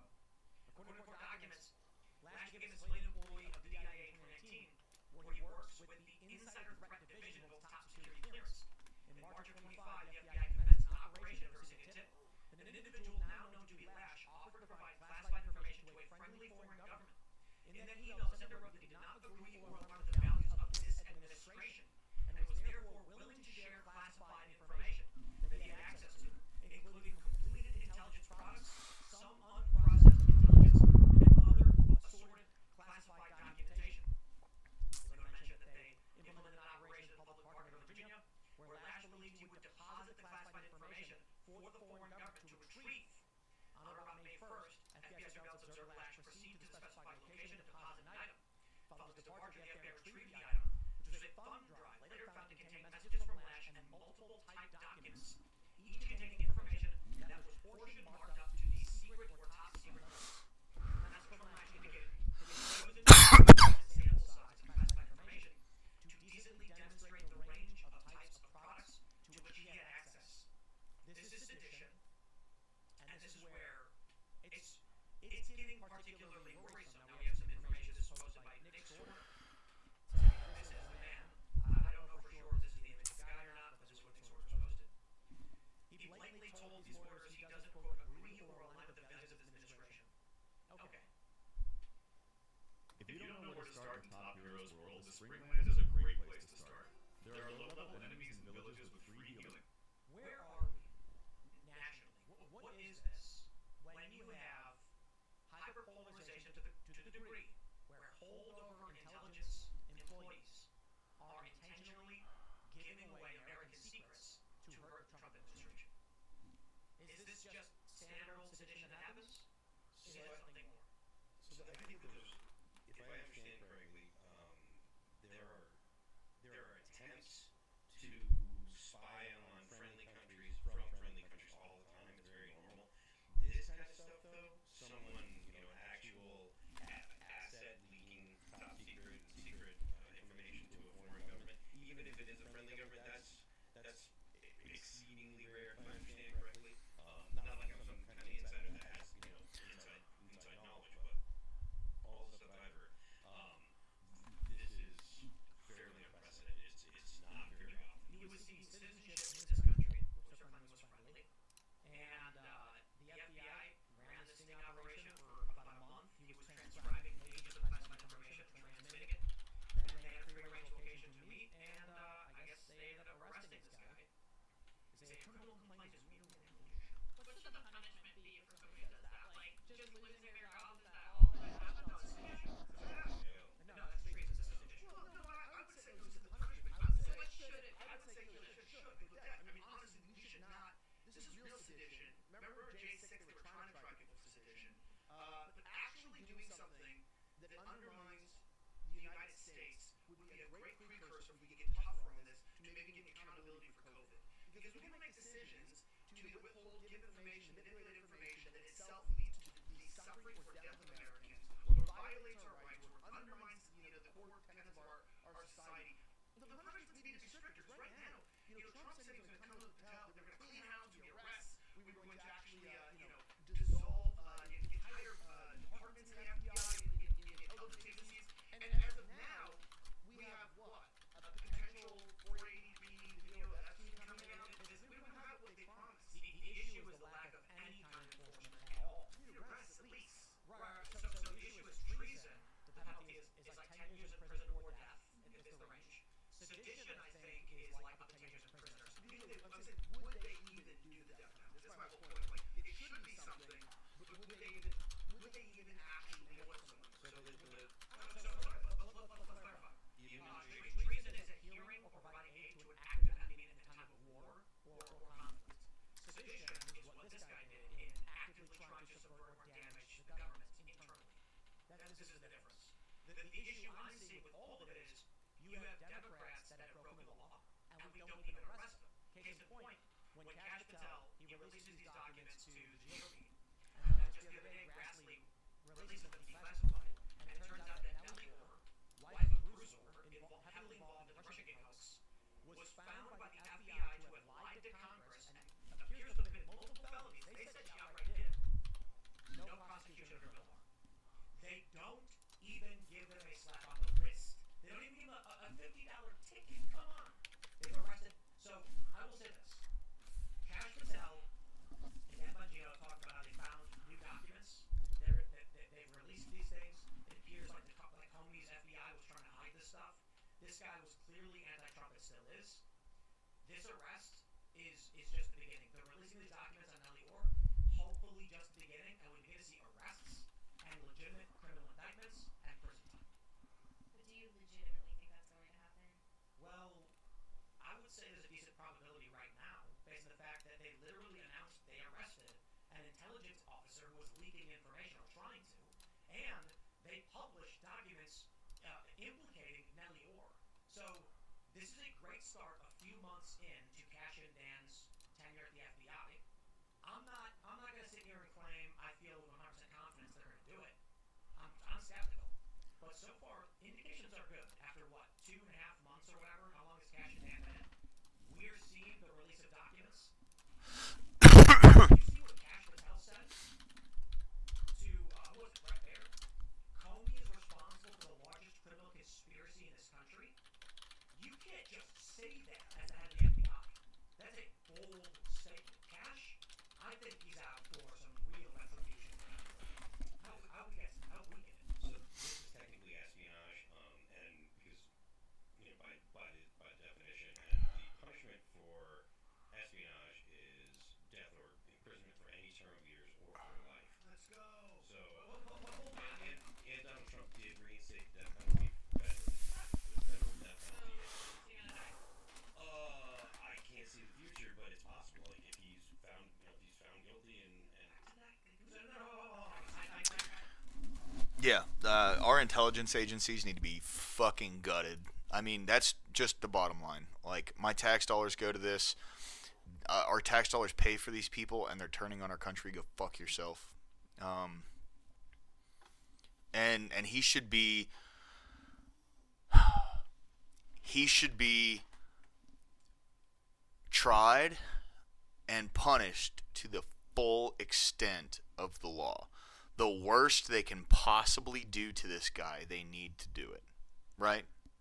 Like, this isn't an Edward Snowden who told people that the NSA, who told Americans that the NSA was spying on them. This isn't Bradley Manning or now Chelsea Manning who exposed war crimes that we were committing overseas to the American people. This is someone who was trading intelligence to foreign governments. Crucify him. Bottom line. All right, Asmongold. Okay, let's see. We're living in a South Park episode. I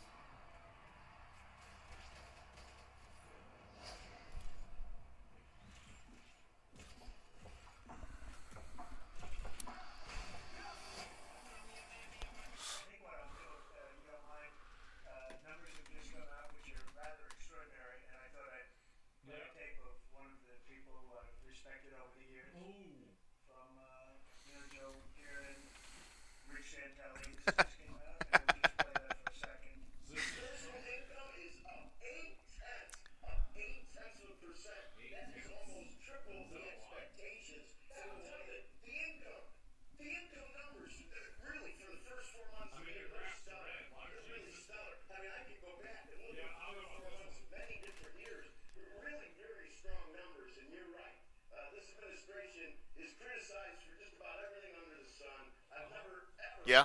That's fair. had glimpses into the politics of an administration in the form of transparency like this one. Let me be, give credit where credit is due. Income really shooting up. I also thought everybody was gonna get one last. I would like to see. I would like to see this translate in my own life. See, the stuff that happens on the news and the way people talk about things, it all sounds great, right? And that's fine. Like, I understand. But until I see, and this goes for both parties, until I see these things manifest in my own life, this means absolutely fucking nothing to me. Imports that were going to be tariffed and they were loading up on things. How the hell they already fix this, right? Or not fix it, but to cut it in half, that's crazy. Okay? So there wasn't a lot of front loading of things that they needed before the tariffs hit. Yeah, I'll tell you what, it really does call into question some of the conventional wisdom. And, it's going to be interesting to see what happens next month when we get this number, or we see some of the other numbers, like current accounts, see how they fare. Because I don't know, I've been watching these numbers a long time. I don't think I've ever seen the trade deficit cut half in 1 month. Not bad. Wow. Come on, guys. I mean, man, you got to give it to him. You got to give it to him. You guys want to stand up, or you might as well be the ones that help produce those numbers. And it'll only get better. The tariffs are so important. And that's why we were so happy with the decision yesterday, where the tariffs continued. Because without the tariffs, our nation would be imperiled. We would really be imperiled. I think I can say that with great surety, Scott and Howard. And so we were very happy to get that decision. Oh, that's good. That's the Constitution. And Scott Besson, gay as hell. today, Just saying. a man named Elon, and he's one of the greatest business leaders and innovators the world has ever produced. He stepped forward to put his very great talents into the service of our nation, and we appreciate it. And just want to say that Elon has worked tirelessly helping lead the most sweeping and consequential government reform program in generations. And you know the kind of One things that second. he's found in his people. Now, this is gonna. Group of Let's very put this smart over people. here. So what's gonna And happen they with found that? things that are pretty unbelievable. Yeah, what's that gonna do? I have to say that the numbers that we're talking about are substantial, but they're going to be very much more substantial with time, because many of the things that we're working on right now, we're going to have to remember Elon as we find them, but the numbers could double and triple. That would be good. Because many things we don't want to go out with them until we're sure, but we found things that are unbelievably stupid and unbelievably bad with the Department of Government I believe it. Efficiency. Elon's Yeah, sure. Yeah. colossal change in the old ways of doing business in Washington. Doge has installed geniuses with an engineering mindset and unbelievably talented people in computers. I actually asked Elon one Okay. time, what's their primary thing? And they have a lot of primary things, all having to do with being smart. But he said the thing that they're really the best at is working with computers. Well, So yeah, that they cool. can't be outsmarted by somebody that's not so honest, that happens to also be good with computers, but not as good as these people. But the mindset in the senior ranks of every federal department, and it's really changed. And with Elon's guidance, they're helping to detect fraud, slash waste, and modernize broken and outdated systems. Everything's So computer. they're talking about various systems and changing systems, and sadly, it takes a long time to do that. You'll change, let's say, a system at IRS and computerize it properly, where the job can be done in 1/10 the time, but it takes sometimes years to rebuild those systems. But we started. In many cases, we started. I will say that. So, like, I get it. Trump glazes himself constantly. You know, that's just how he does things. I would like to see. I would like to see how this translates to benefit me and people in the lower class. Yes, government's wasting less of our tax money. Where's that going to go? Let's just hypothetically say they cut every fucking penny of waste and abuse, right? Where is that money going to go to benefit me? Where is that money going to go to benefit other people who are in the lower class, right? Like, yes, we get it. You did a thing. What are the outcomes of doing the thing? The outcome is so much more important than the thing itself. This has less to do with Elon, but the air traffic control systems were bidding out to the best companies in the world on systems right now. They were horrible.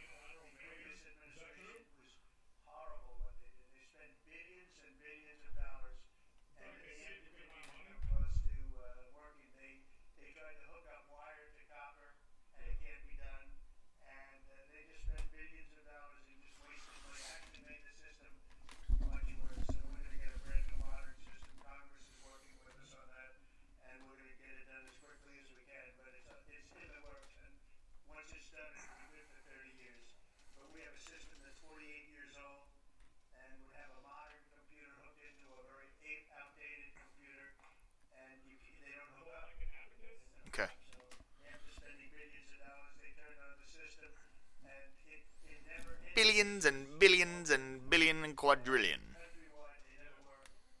More than 75,000 bureaucrats have voluntarily left their taxpayer-funded jobs to come out and really do the job. Countless wasteful and unnecessary contracts have been terminated, and you know that we have terminated many, many contracts, and many contracts, Elon, are right now being looked at, and it may be 6 months, it may be almost a year in some cases. We're going through procedures, we're going through courts, and we'll remember you as we announce billions of dollars of extra waste, fraud, and abuse. Just as an example, Doge canceled $101 million for DEI contracts at the Department of Education. $101 million, and that was just a small section of the Department of Education. $59 million for illegal alien hotel rooms in New York City. And the landlord never made the kind of money that he made in the last short period of time. $59 million to a hotel in New York City. $45 million for diversity, equity, and inclusion scholarships in Burma. In Burma. Does anyone know about Burma? No. $42 million for social and behavioral change in Uganda. $40 million to improve the social and economic inclusion of sedentary migrants. I can say it's $2 billion to Stacey Abrams and her environmental movement. There was $100 in the account, and all of a sudden they found $2 billion in the account. Surprise. And I assume that's being looked at. I don't know. I'm not sure. But I assume that's being looked at. Think of that, $2 billion. And then Lee will tell you there's another one over there for $20 billion being spent on another environmental. 20 billion, not 20 million, a lot, not 200,000, which is a lot. So think of it, in her case, you have $100, and now all of a sudden she gets hit with an infusion of $2 billion just before I take office. $20 million for Arab Sesame Street in the Middle East. Nobody knows what that's all about. Nobody's been able to find it. $8 million for making mice transgender. So they spent $8 million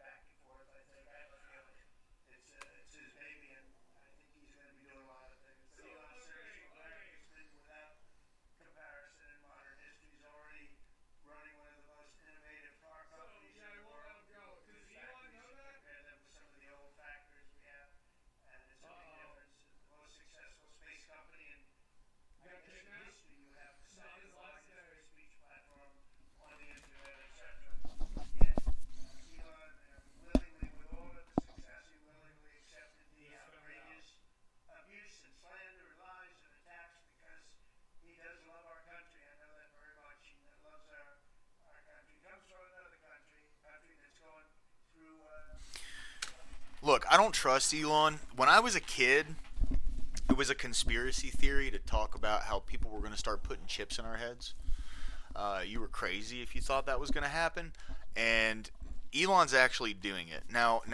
Do I think that he has ill intent with that? No, but I think the the frontier into optimizing that technology and the potential for that to be replicated in the future and for anything to happen and for that to get into the wrong hands is really fucking scary.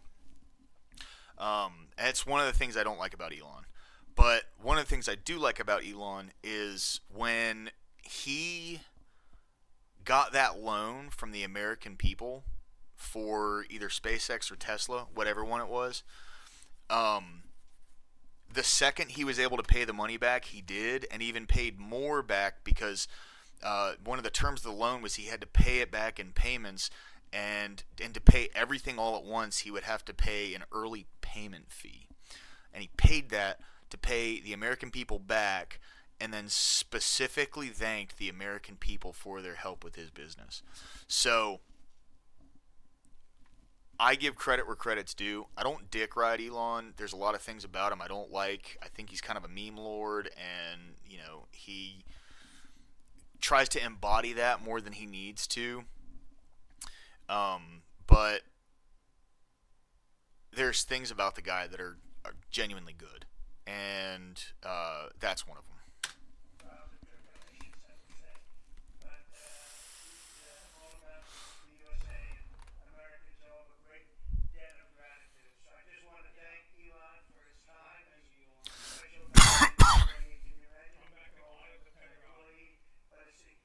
Please. Holy shit.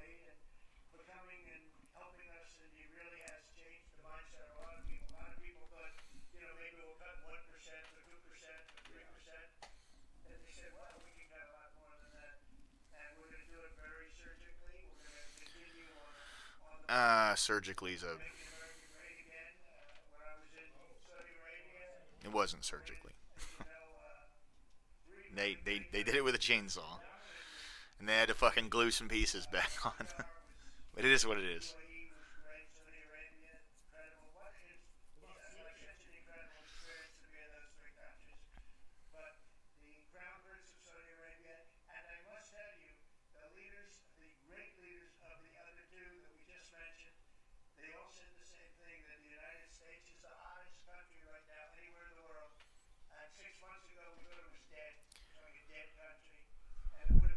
No.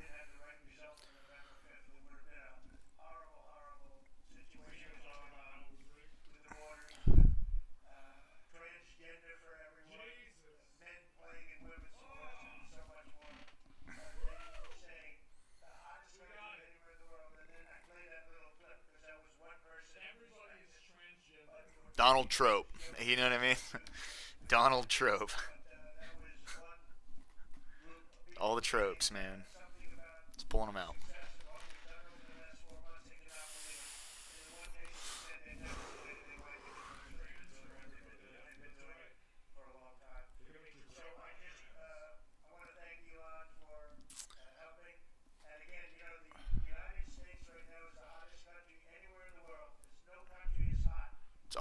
It's been like that for a long time, though.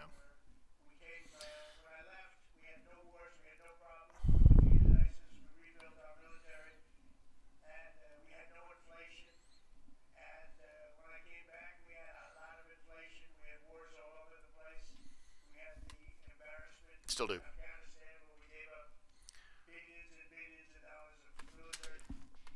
That was fucking awful. And the worst part about it was, it's not necessarily all the stuff that we left over there.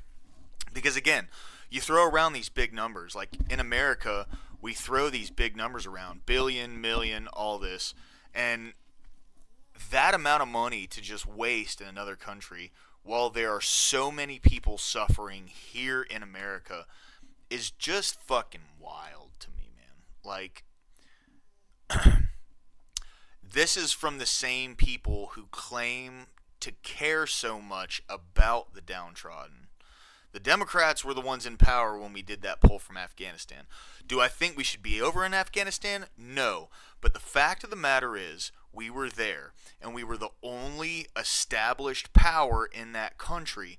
The second we pulled out, the people that we went over there to take power from immediately regained power. So this war that's gone on for 20 fucking years, since I was a kid, was literally all for naught. The thousands of soldiers that died, the trillions of dollars that we spent on this thing, the governments that were toppled, everything was for absolutely nothing. Same with Libya. We took out Gaddafi. There's an open air slave market there now. Like, they're literally buying and selling people. American interventionism could be a good thing, but it has proven to cause so much more damage than the circumstances in which we're going over to quote unquote mitigate, right? It has proven to be a useless effort that doesn't benefit the people of the country. It doesn't. It has, like, all these wars that we go over and send our own citizens to die in. Yeah, there are soldiers, right? But they're still United States citizens. All these wars that we send our people to go and die in don't benefit us. They don't benefit the people here. And that's one thing I do like about Trump, is he has made it a goal to try and stop these wars and keep these from happening. I genuinely believe that is in his agenda. I genuinely believe he's trying to, at least. See, like, you can even see in Asmongold's chat, how about that Ukraine war being stopped? 100%.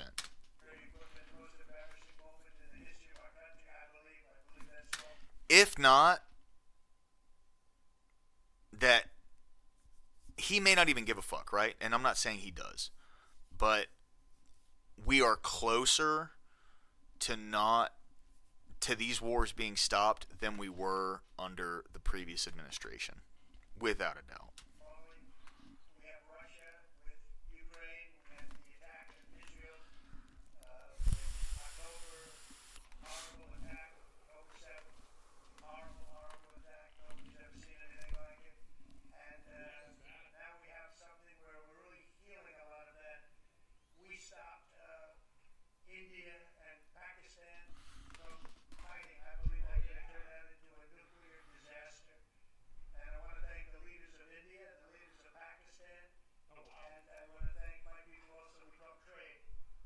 And we said we can't trade with people that are shooting at each other and potentially using nuclear weapons.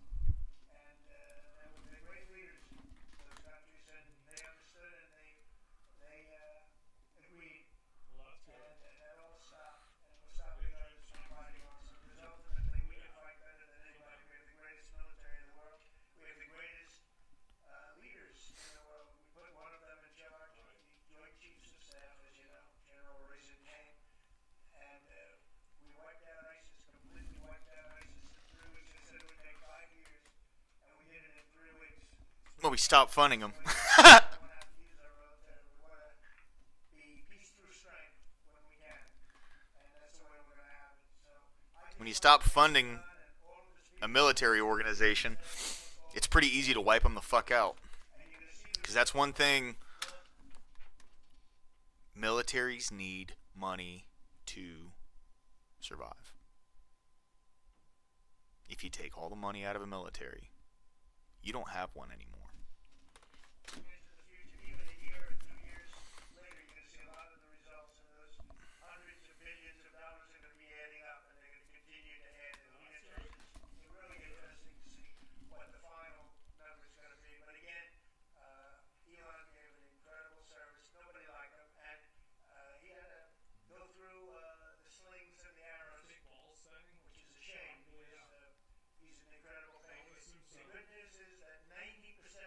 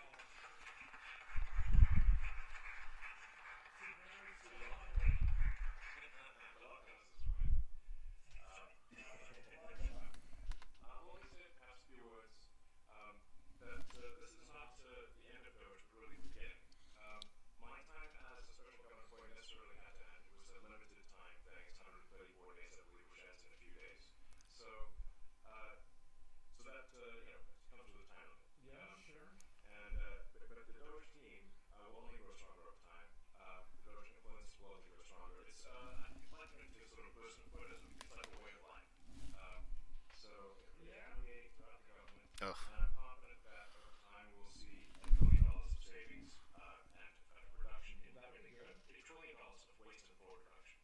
Um, the calculations that those team thus far, in terms of FY25 to FY26 delta, are over 160 billion, and that's climbing. We expect that number will probably go over 200 billion soon. Wow. So I think the Doge team is doing. I would like to see their reference point on this. Not saying I do or don't believe it, but I would like to see the reference point on this. Incredible job. They're going to continue doing an incredible job, and I'll continue to be visiting here and be a friend and advisor to the president, and I look forward to time spending back in this amazing room. By the way, isn't this incredible? Look at this incredible. Okay. All right. All right. We get it. The way that the Oval Office, the president has just completely redone the Oval Office. It's beautiful. Well, they brought out Operation Independence, right? Yeah. It's been there a long time. It was plastered. Nobody ever really saw it. They didn't know the eagle was up there, and we highlighted it. Essentially, it's a landmark, a great landmark. And it's 24 karat gold. You want to tell us Everybody what? loved it. Now they all see it when they come in. Hey, It's been good.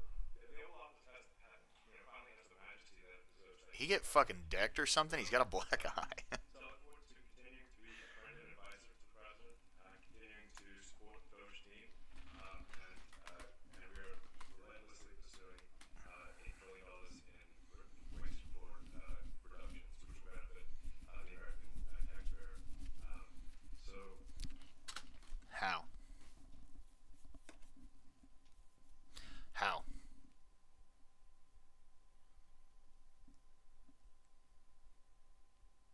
How? that's it, Russ. Yeah.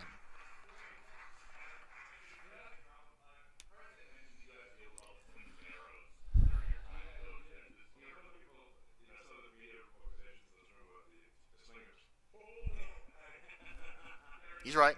Yeah.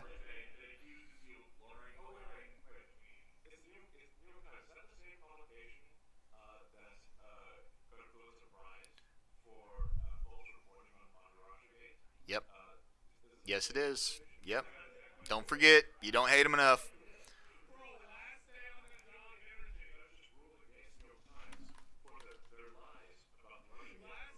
Yes. Yes. Correct. That is correct. Absolutely.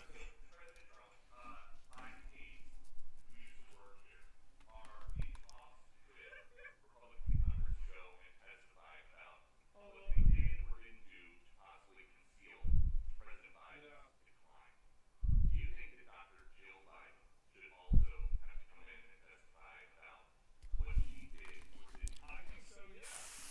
Well, I hate to cross that the wife, a man who was going through a lot of problems, and everybody that Yeah. dealt with him understood that. And I guess it came out during the debate loud and clear. That was the big, Oh, jeez. the biggest signal of all. They have to do what's right. The country was, there was a lot of dishonesty in the election, as you know, 2020. That's been now called. Yes. Correct. It's true. Oh, right. And when you go further out, when you see the auto pen, and I think the auto pen is going to become one of the great scandals of all time. Because you have somebody operating. It's not that big of a deal. I think a lot of people already know. It's pretty common knowledge. President is not that powerful. He's not the one who's constantly in control. And gang members. He wasn't into that at all. Yeah. And who signed these? Is Trump being sympathetic to Sleepy Joe now? That set our country so far back. That was I mean, I feel sorry for Joe Biden. I don't know. I'm,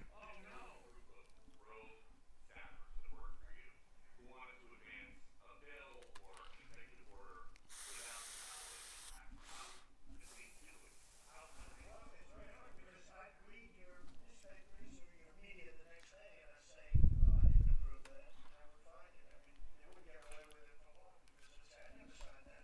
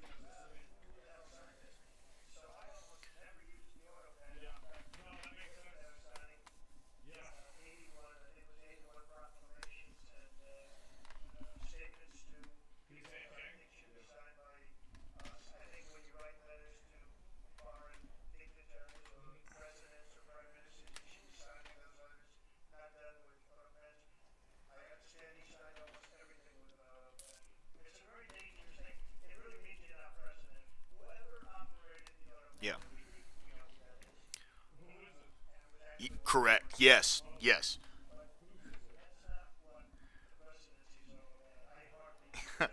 Who is it? See, you gotta.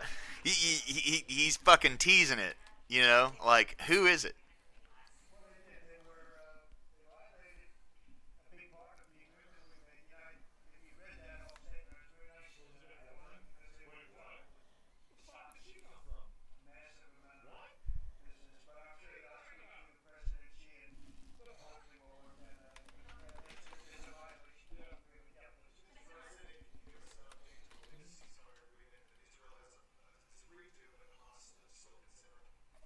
Well, they're very close to an agreement on Gaza, and we'll let you know about it during the day or maybe tomorrow.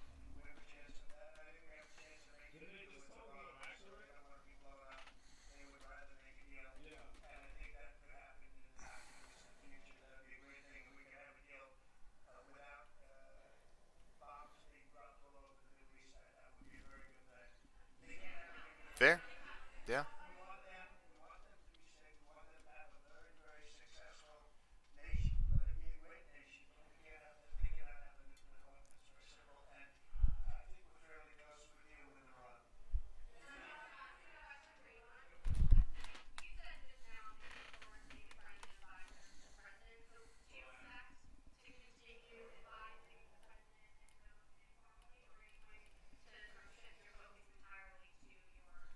It depends.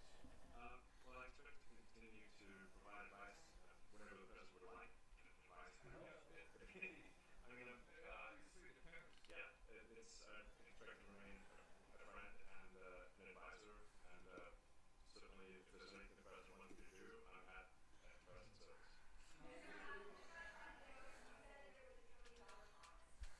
Yes, I think we do expect over time to achieve the $1 billion. It's obviously Congress, right? It's mostly just a lot of hard work. It's really not Yeah, that's what I would assume. any one person or Congress. It's The judges. through Yeah, that went back and forth. millions of line items and saying, does each one of them make sense or does not make Yeah. sense? Obviously, at times when you cut expenses, those who are receiving the money, whether they're receiving that money legitimately or not, they do complain.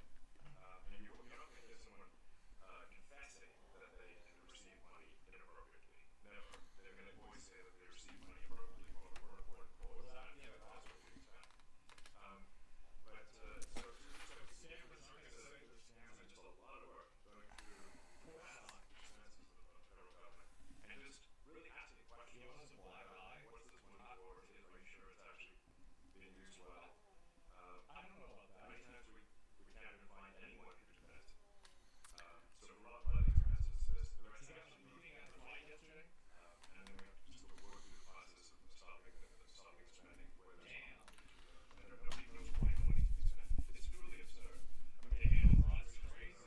there are millions of software licenses where zero people use it. I would really prefer to know how this helps everyday people. I get it. It's a W. They did something right. Again, that's one of the more important things when it comes to gaining favor is someone who can do something, and they did something.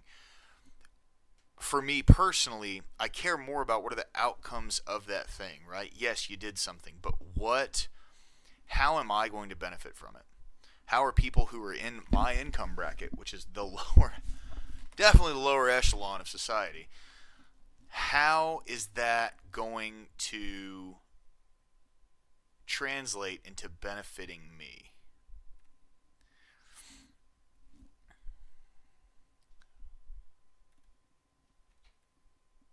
That's what I care about.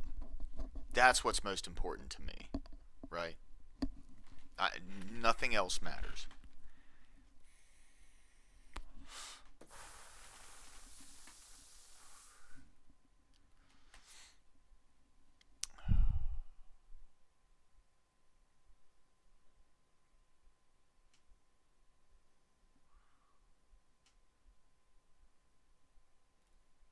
Jeremy from the Quarterings, all right.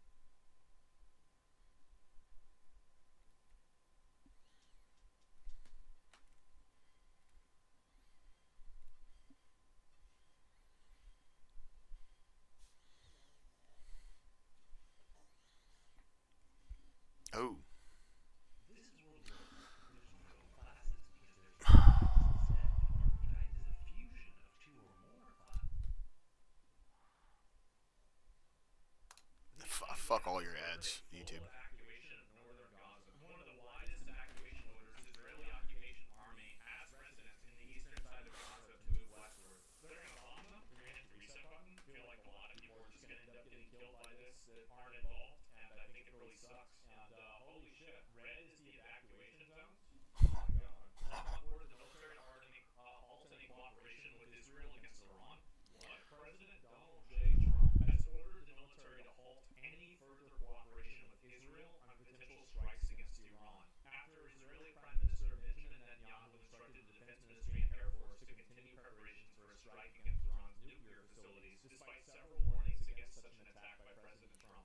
Did you warn Prime Minister Netanyahu against taking some sort of actions that could disrupt the talks there in a phone call last week? Well, I'd like to be honest. Yes, you did. Yes, I did.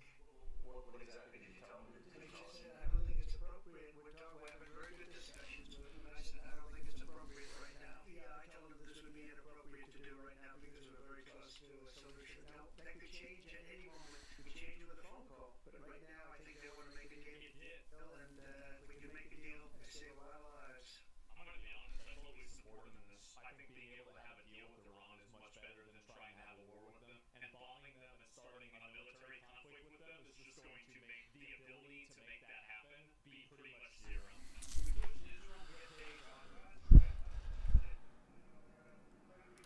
Yeah, when it comes to Israel, the people of Israel are human beings just like everybody else. The government of Israel is insane.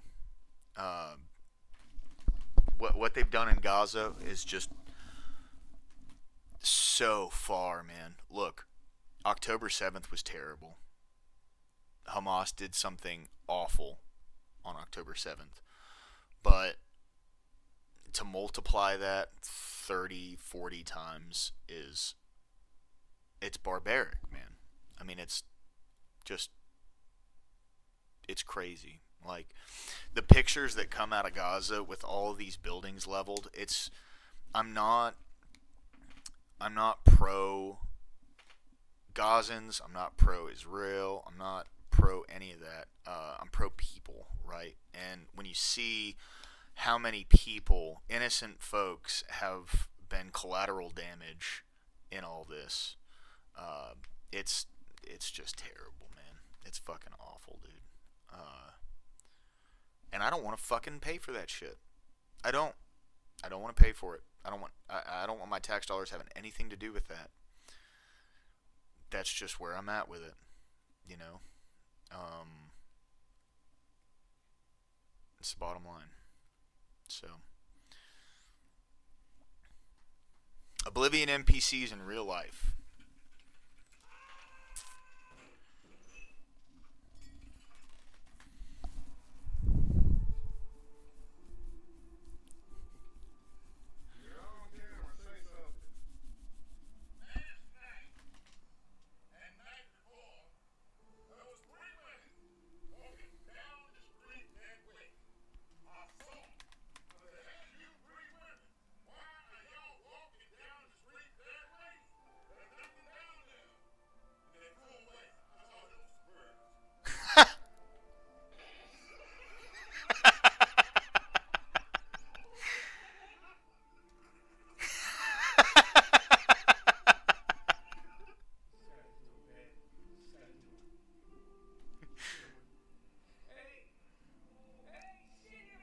Oh no, man.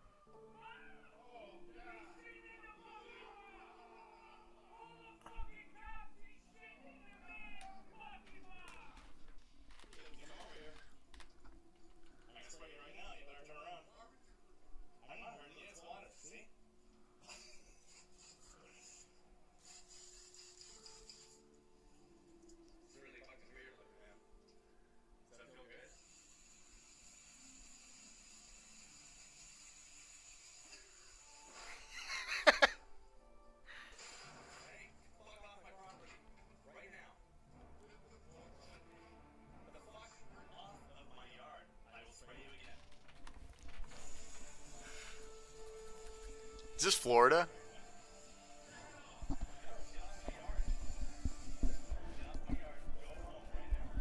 It's Florida or California. It's one of the two.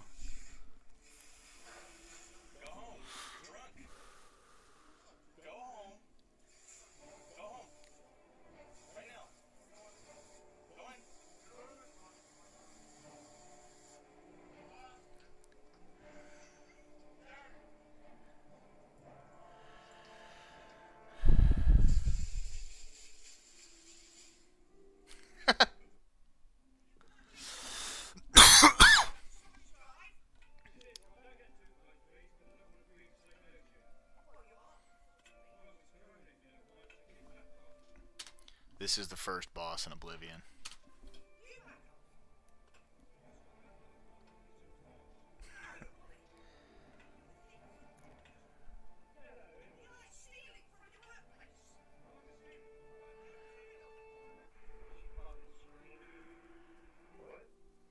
What did he do?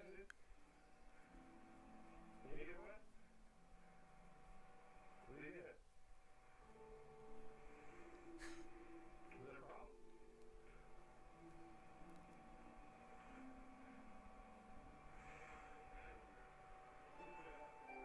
Two for what? What are you talking about? Yeah, can you get the fuck away? What's the deal? I don't have a cigarette. Go somewhere. Get the fuck away. I'm tired of seeing you. Put this right glove on, alright? Leave me the fuck alone. I'm gonna beat the fuck out of you. What? It's crazy. People actually like act like this.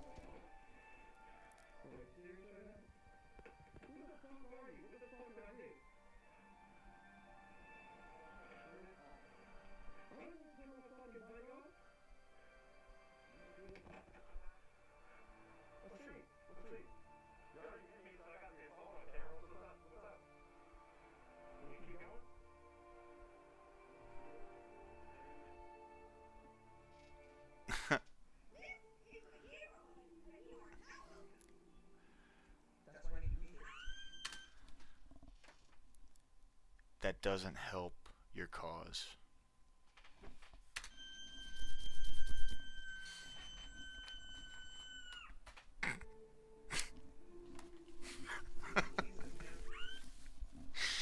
Oh my god.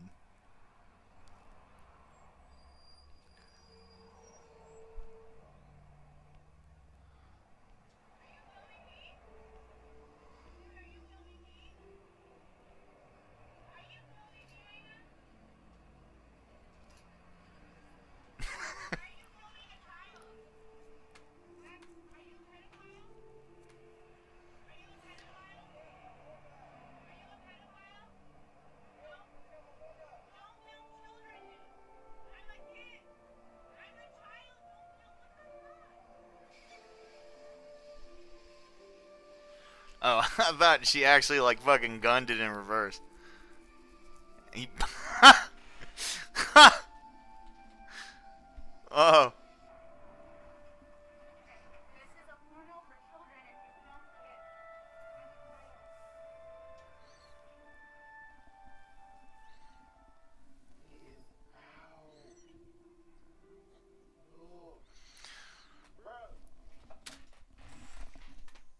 Average NA attender.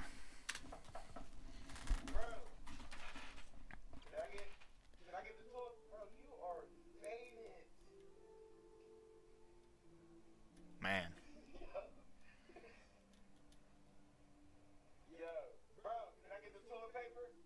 Crazy.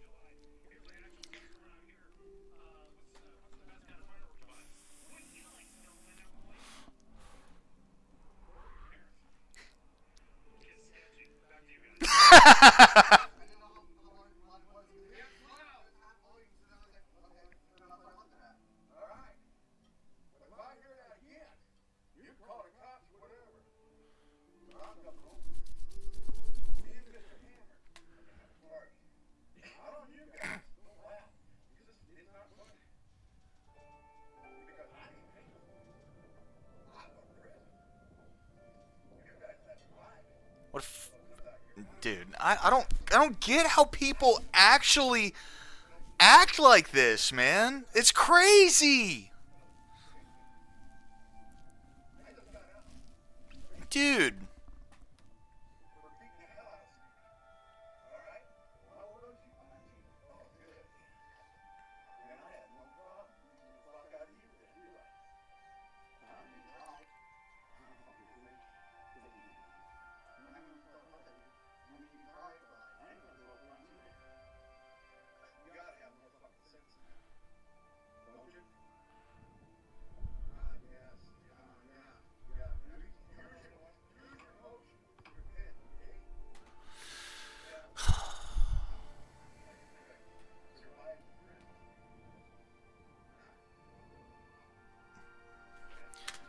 I'm thoroughly convinced my man just needs some friends, bro. Straight up. He's probably a lonely guy. He's miserable as fuck. He got some reception from them that wasn't like a violent reaction, so now he wants some friends. I know it's sad, but there's no excuse to threaten people like that. To come out with a fucking hammer, dude, like that's how people get shot in self-defense incidents. Dude. This right here. This is how. Unnecessary aggression towards folks. And it's well deserved.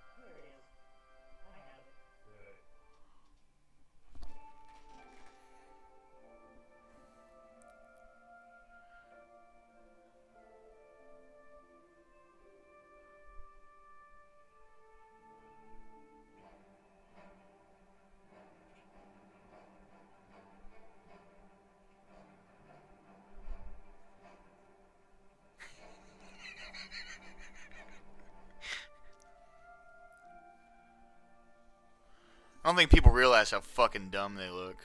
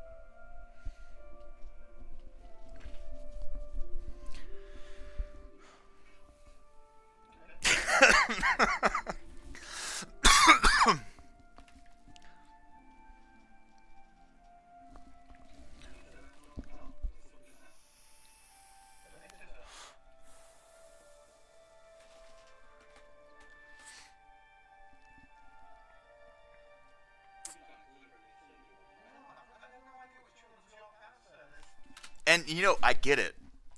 He's lonely, broke. This is the kind of thing that miserable, maybe not lonely, right? But he's broke. And this is the kind of thing that miserable people act out with. But at the same time, it works so far against them, it just blows my mind that they don't get. There's no end goal to acting like this. It's not going to change anything. And like I'm not coming from a place of judgment. I'm just saying the thing, right? There's no end goal to acting like this. You're not going to get your way like this in our society or their society. It just doesn't work like that.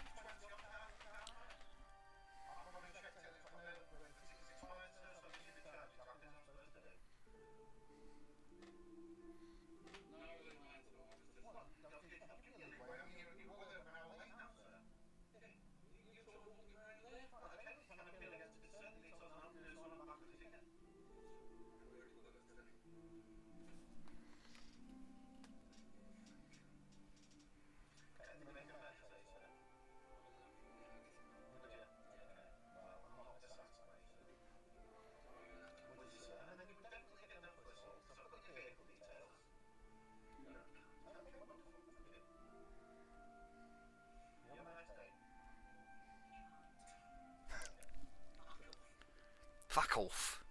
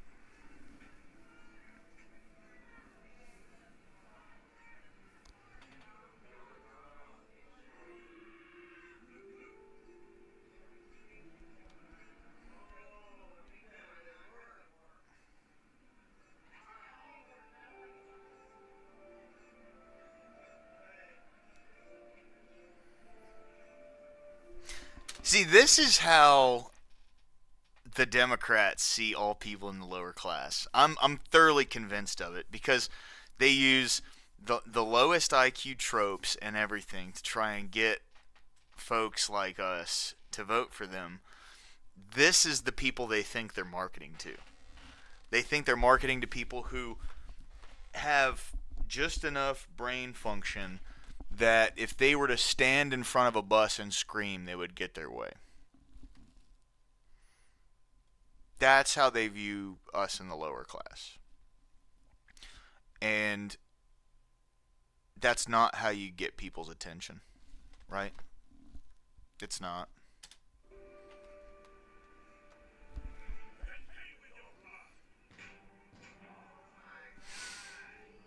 She-Hulk, holy shit. I gotta give it to her. She busted the window.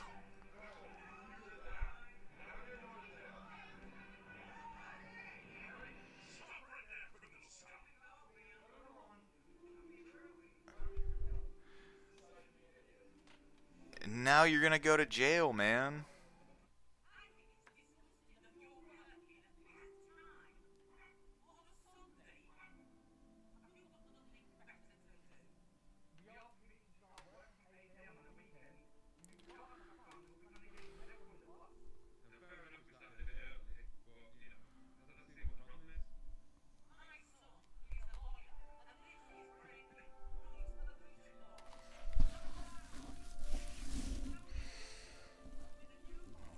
All right, Boomer.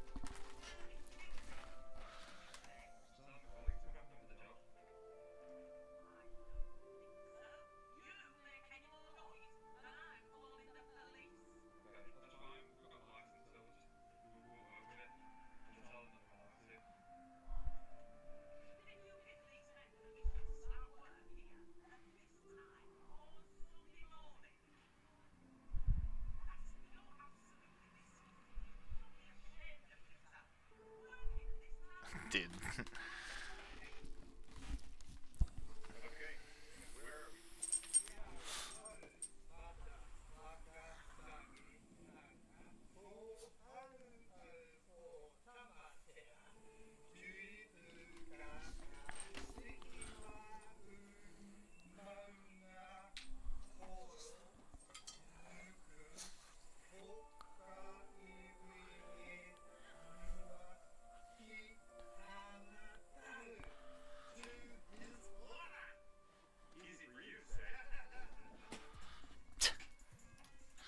That was a pretty good video. I like that.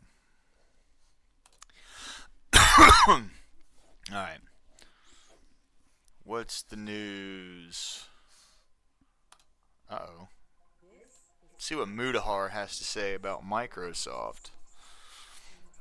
Not the biggest fan of Microsoft, but...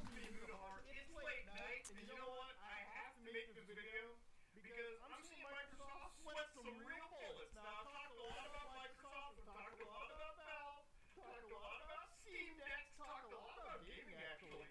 But this is a passionate topic for me because, honestly, I love competition. I want to start this video off by saying I don't want Windows to fail, okay? I don't like using it, I really don't like promoting it, but I always love when there's competition, okay? When there's more than one big guy in the pond, it's just better for everyone, okay? When both these players are innovating, we win. So anyways, I made a video a couple days ago, and it was me basically detailing that, I really think Valve's SteamOS is actually dog-walking Windows a little bit. So I recently installed SteamOS onto that Asus ROG Ally. I then later installed Satellite, which is basically, the same thing except a more general distro Linux.